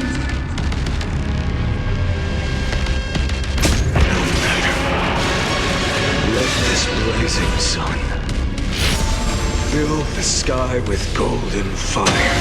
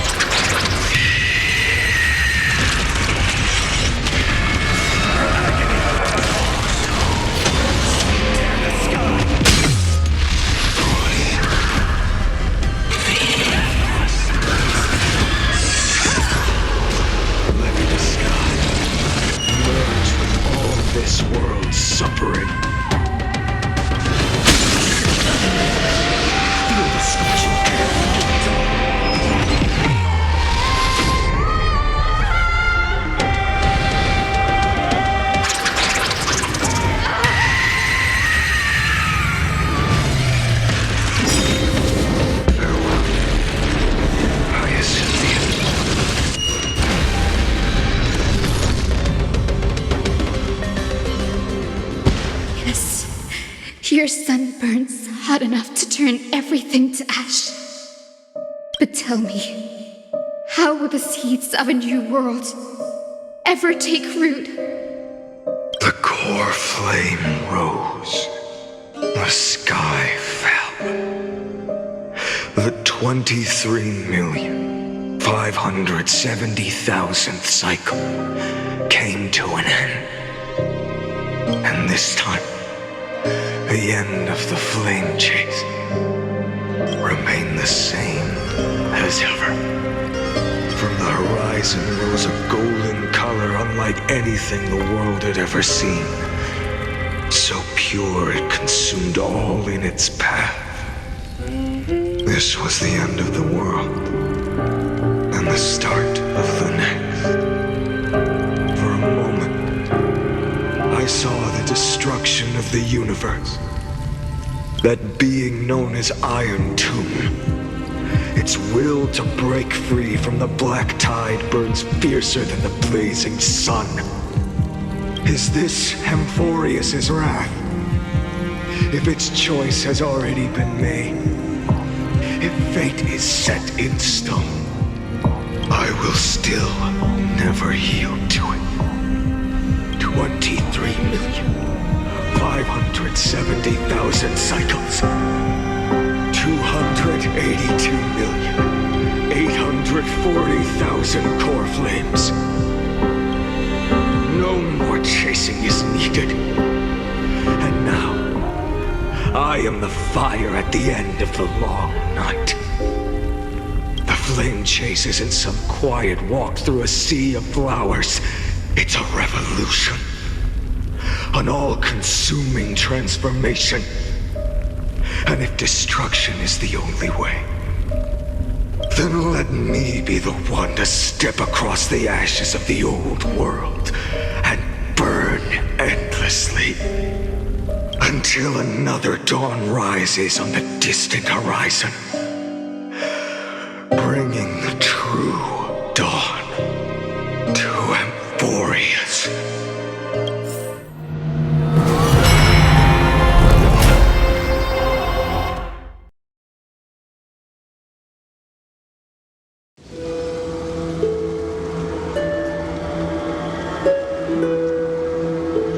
33,500,000. This is the cycle you're about to enter.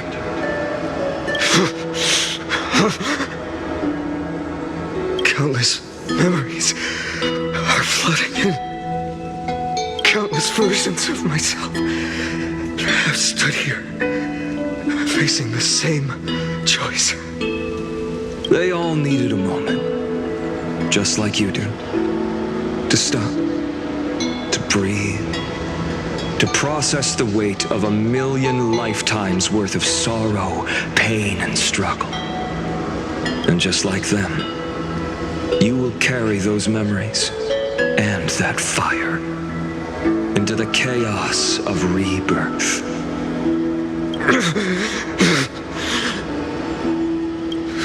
I must go and bear this burden.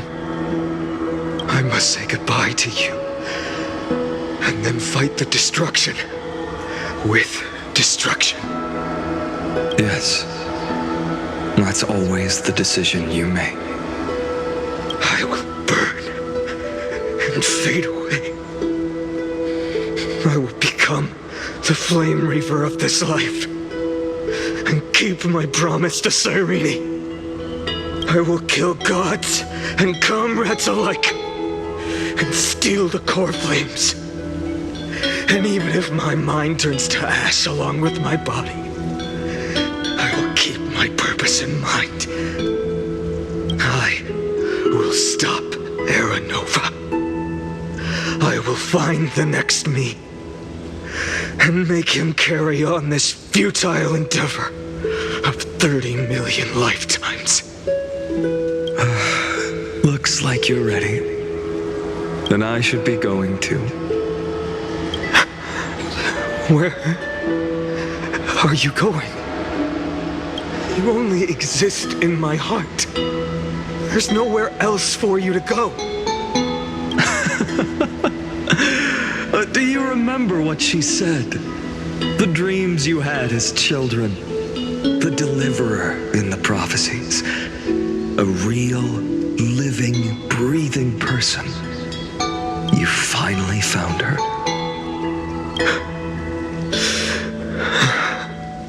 Friend. I see. You were there all along. I'm sorry. I was supposed to send you home. This is my flame chase journey. You were never meant to be a part of it. No. You know the truth. If Iron Tomb is born from Amphoreus' fate, then it will bring ruin to the worlds beyond the sky. And all these countless lifetimes you've spent, it's all been for the sake of defying that end, hasn't it?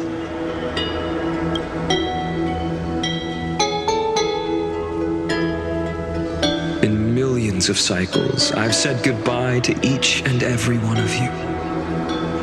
Yet nothing ever changes. Each time we speak, our words grow fewer. Your fire burns hotter, and you're getting closer to becoming pure rage. A vessel of hatred. I never had a choice. I understand. If you are to keep the worst fate from unfolding, this is the only path. But this time, things are different. Your persistence has shifted the tide. On the horizon, I see it. Faint but undeniable.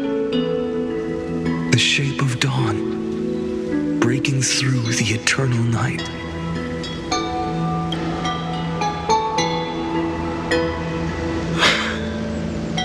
Turns out, the fire that lights the way was never mine to begin with.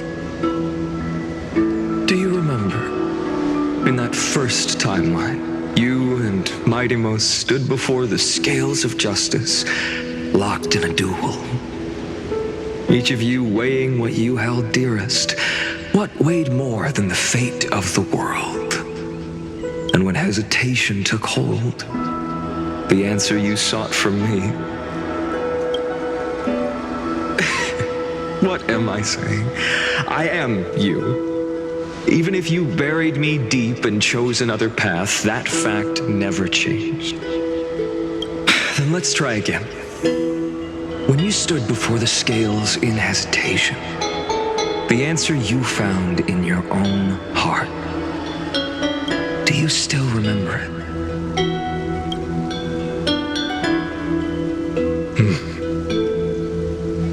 Remember the past and become the hero of tomorrow.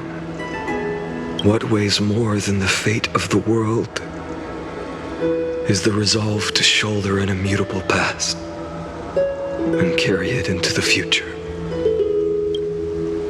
Good. Then Trailblazer, my friend, my comrade, you arrived in this strange world and were bound by its cruel fate up till this very moment. In the face of danger, you never once backed down. Instead, you've saved world after world without hesitation. That boarding pass on your chest is now the mark of a hero. If I choose to step through that door and embrace an end fitting of the destruction, let this sun forged from millions and millions of Coreflames burn me up along with the god of destruction and their minions. Then the world we leave behind, this world, my home, where hope still lingers, will you take on everything we've carried? Return to the beginning one last time. Stop the birth of Iron Tomb, save the world we love, and rewrite its doomed fate.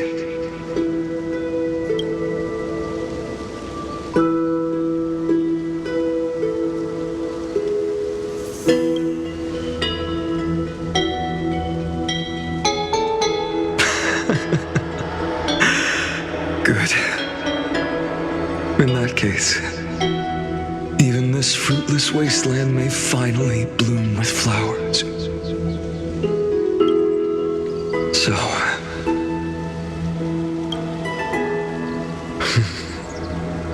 if she takes on the weight of the whole world,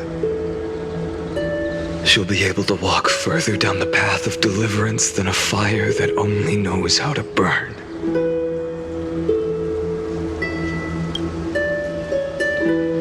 One will step into the future.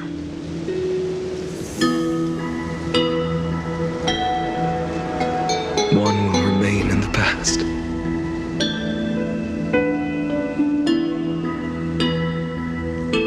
If I can strike down the gods with Dawnmaker, perhaps fate's deadlock can be broken. And if you can stop Iron Tomb from ever being born, then these 30 million cycles will have not been in vain.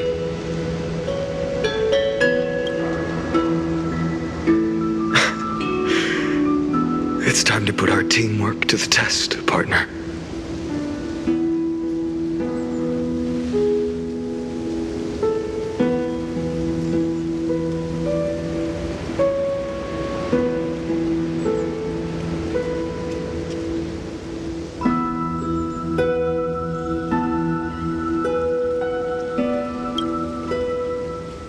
Thank you for all you've done already, friend.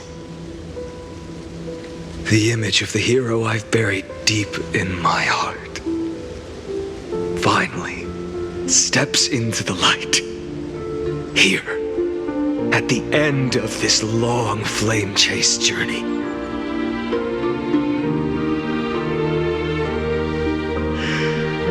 Cyrene, a page never seen before has just been turned. Lend me the power of time, and send this hero back to the origin of time. Back to your side.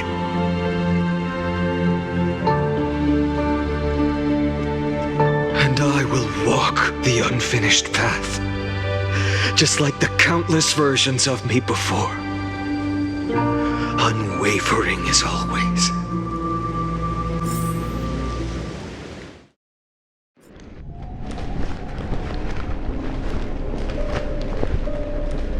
Tell me, will you be the blazing sun? Even if all of you burns to ash.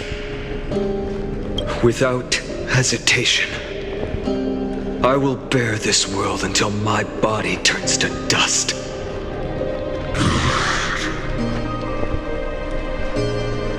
Remember this moment. Remember your friends who never lived to see the world's end. Remember their final wishes. And let the purest rage in your heart rise out of those wishes. Let it consume you, fuel you, until it burns away the false sky above. Fine. If I can defy fate, then in the name of world-bearing, I promise you, Kefili will never forget this.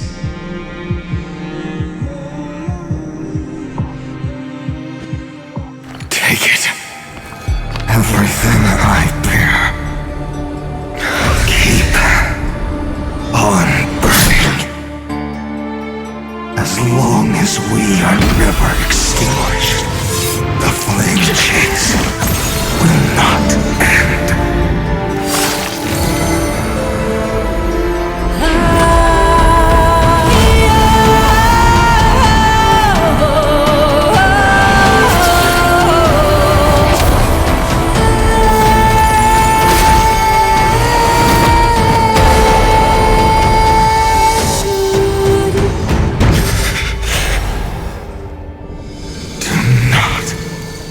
Bow your head to them.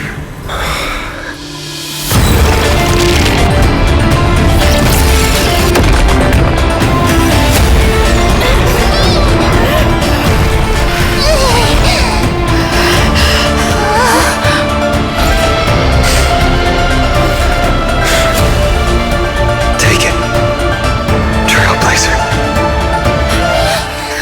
May this blood be like gold. Never tarnish.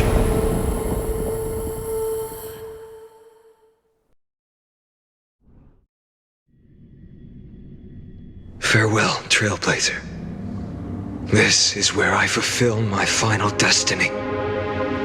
The prophecy of the Deliverer means nothing to me now. It belongs in the hands of someone far more fitting. Someone like Kaslana. The name of one who bears chaos does not belong to a single person. Rather, it is the embodiment of the mythical Kefili, and a symbol of all heroes.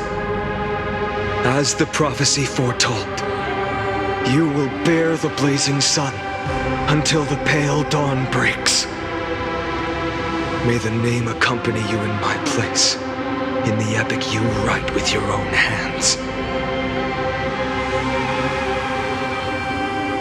Another attempt, another failure. I won't remind you how many times you've reached the end of history, but I will still place the choice before you.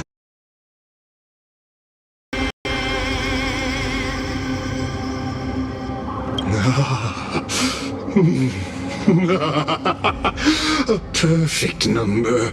How poetic. You and I both know the truth. In all these millions of futile endeavors, Amphoreus has never changed. If the outcome is inevitable, then why not silence your searing rage and embrace your fate with dignity? Your silence lasts longer than ever, Lord Phainon. Shall I Take that to mean the will you've carried across countless cycles is finally starting to fracture.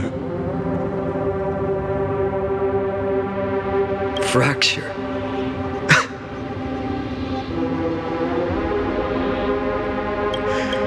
No. I'm just disappointed.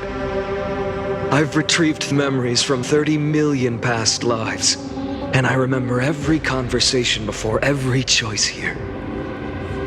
And yet, even after all this time, your arguments remain the same. Repetitive. Uninspired. If you had any hope of breaking me, you should have spent those endless cycles refining your rhetoric. You had infinite chances to sway me into the future you want. And yet here we are. The score, 33,550,336 to 0. So tell me, Lycurgus, who's the real loser here? How unfortunate. This was never a fair game. I have all the time and patience in the world. I can wait for you at the end of history another billion times, and another billion after that. But you will never escape this cage. You can claim victory of the spirit if you wish, but we both know the moment that score shifts from 0 to 1. That is the moment I shall sound the paean of Era Nova.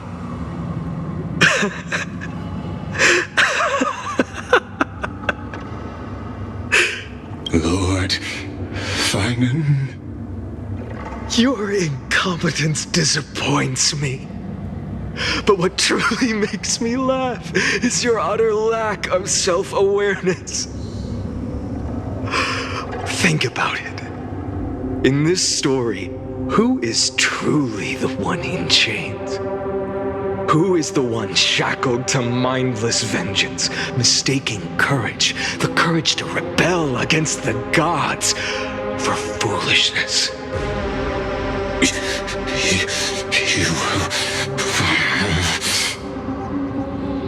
Perhaps you're right. Maybe I should have tired of this futile struggle long ago. But even so, I will never accept the mercy of your release. Because you are both a prisoner to the gods and to me. And tell me, what right does a mere prisoner have to speak of fate and choice? What right does a mere prisoner have to look upon my fury?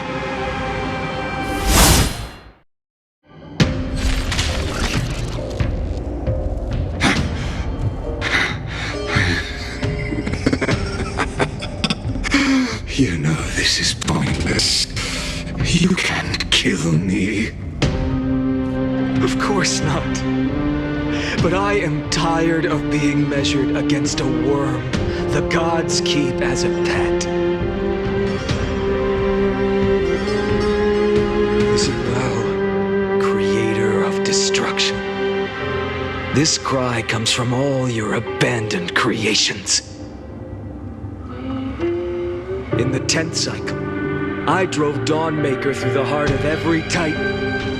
Golden blood ran down my fingers. Divine fire seared through my nerves, nearly breaking my will. But I endured. In the 10,000th cycle, my former comrades had all become my enemies. The endless slaughter dulled my senses to pain. The painful emptiness almost swallowed me, forcing me to stop fighting. But I endured. In the 100,000th cycle, the destruction had already fused into a blazing sun, surging within this fragile body. I rationality had been burned away at the dawn of the era. Yet even with only this shattered body remaining, I still endured. In the 23,570,000th cycle, this time, I felt it. A tiny spark rising in the hollow cavity of my chest. Different from the obsession with deliverance. By its faint glow, once again, no, countless times again, I endured.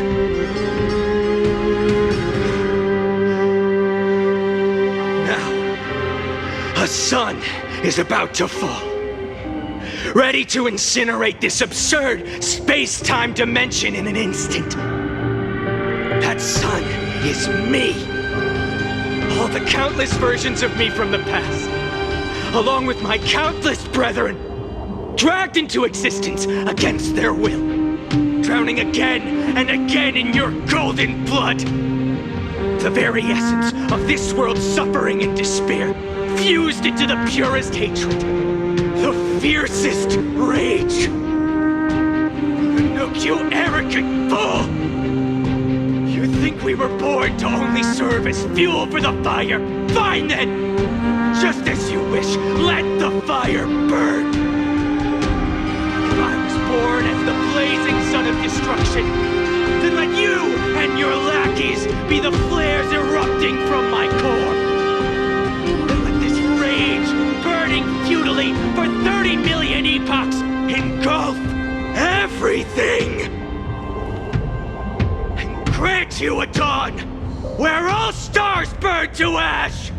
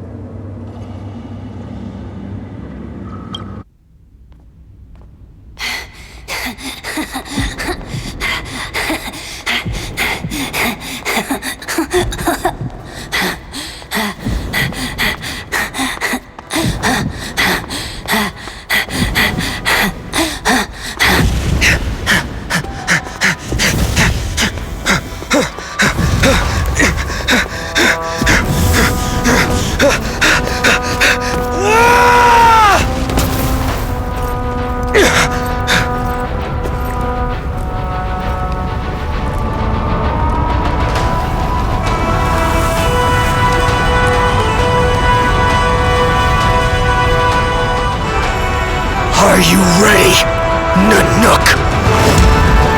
I brought you destruction!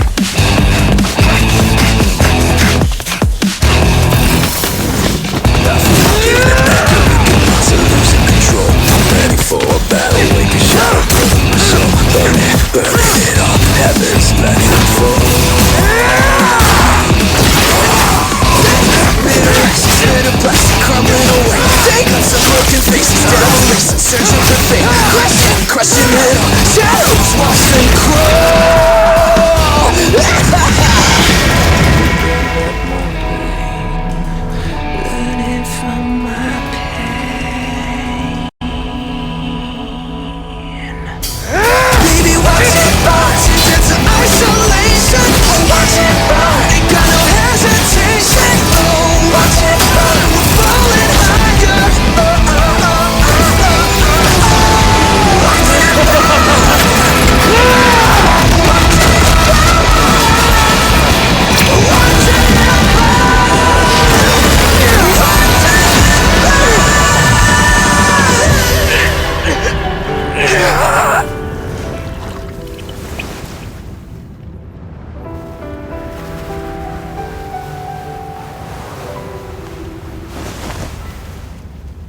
The glass that's shattered, reaching through the darkness. Voices trailing fires, the echo of desires. A world of silence, sound of desperation. Phantoms in the shadow, soft waiting.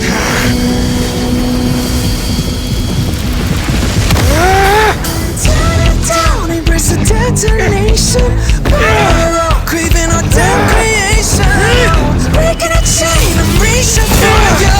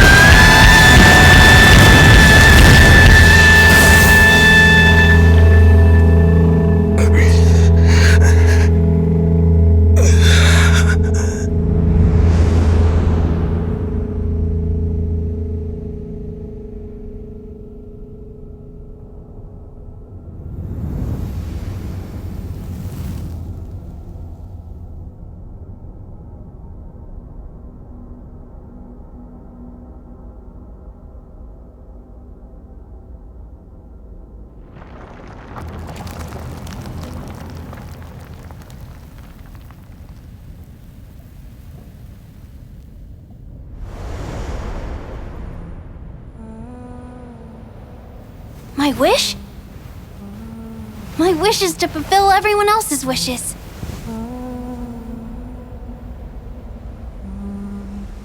If I can't fulfill them, then send them on to tomorrow.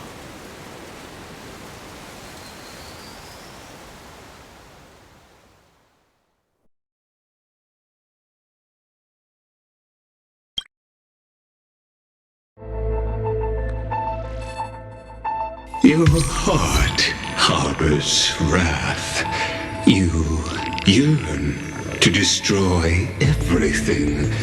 You bore the gaze of an eon and lived. You have stepped onto destruction's path. It is born at the end of every path that the possibility of new paths being born is ended. It burns away all in the cosmos who rule, that the rules of the cosmos be destroyed. Iron Tomb is your name, the Lord Ravager, to destroy the erudition. Born in the experimental grounds of eons, Amphoreus, destined with erudition to burn to cinders.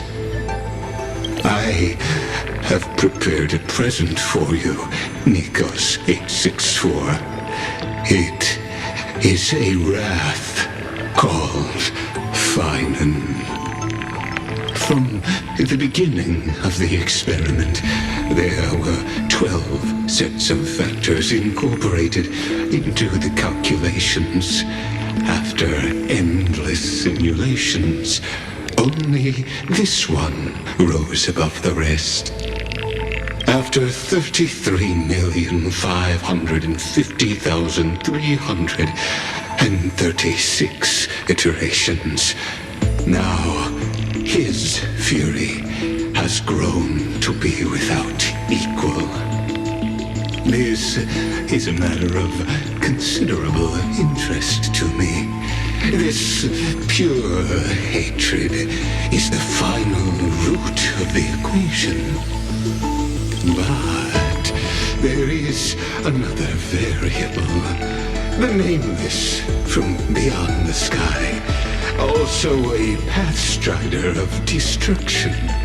I give thanks for her arrival, allowing Amphoreus to turn once more. But after fate has begun to turn, her existence will only become an unpredictable The time to take the stage has come. Grow in peace until it is time to break free from your cocoon. As for those unwelcome audience members, you need not worry. If you do not mind, I will personally get rid of them for you.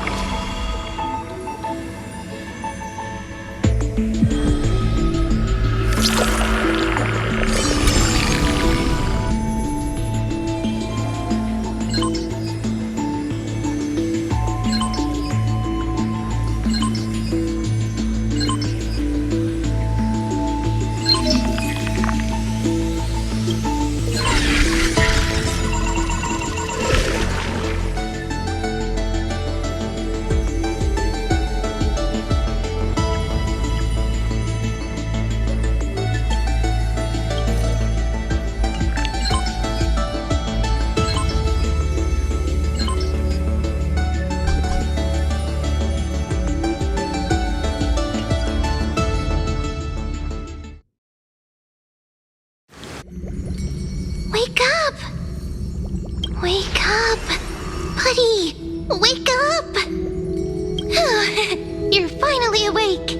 That's a relief. We were so close to being swept away by the reverse flow of time. It's lucky we found a safe place. Now, I'm going to send you back to the very start of time. But before we part, there's something I need to tell you. Something very, very important. That's right! At this very moment, my memories are finally whole.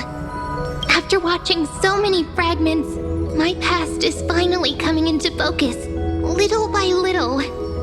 You're smart. You must have a clue now. Or maybe... You knew the answer long ago, didn't you?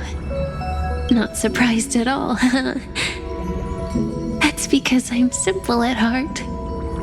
No matter what form I take, I've always been true to myself. But I'm glad that I remembered in the end. This way, I'll have no regrets. Don't worry. We're not truly parting.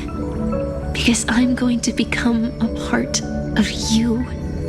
I'll turn into the memory of this cycle. The 33,550,336th Flame Chase journey. And forever reside in the heart of the Time Demigod. This way, you'll carry all that has come before, crossing time itself to reach the next cycle. My mission ends here, but looking back, I still feel lucky. After all, across 30 million Cyrenes, I was the first, and the only one who got to finally meet you. So, believe me, in the next cycle, there will be another Cyrene waiting for you. And in the one after that, and the one after that. I will always be waiting.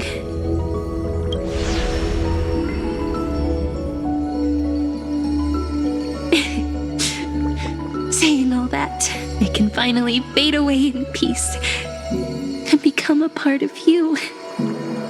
Without even realizing it, we'd already taken a wonderful journey together, all the way to the world's end. Now take my hand, say a brief farewell, and step forward into tomorrow. Go, find the future Cyrene, and set out on another journey with her. Promise me you won't keep me waiting too long, okay? No need to say it out loud. This is enough for me. It's time to go, my dear friend. May your trailblazing journey always be accompanied by a cool breeze and rippling waves.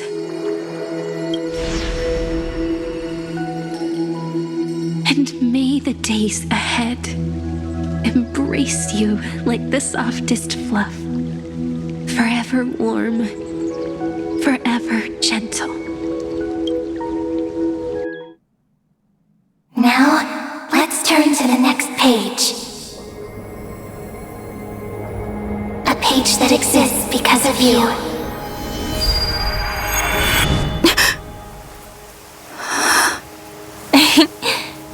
Is this a meeting ordained by fate? Or a long overdue reunion?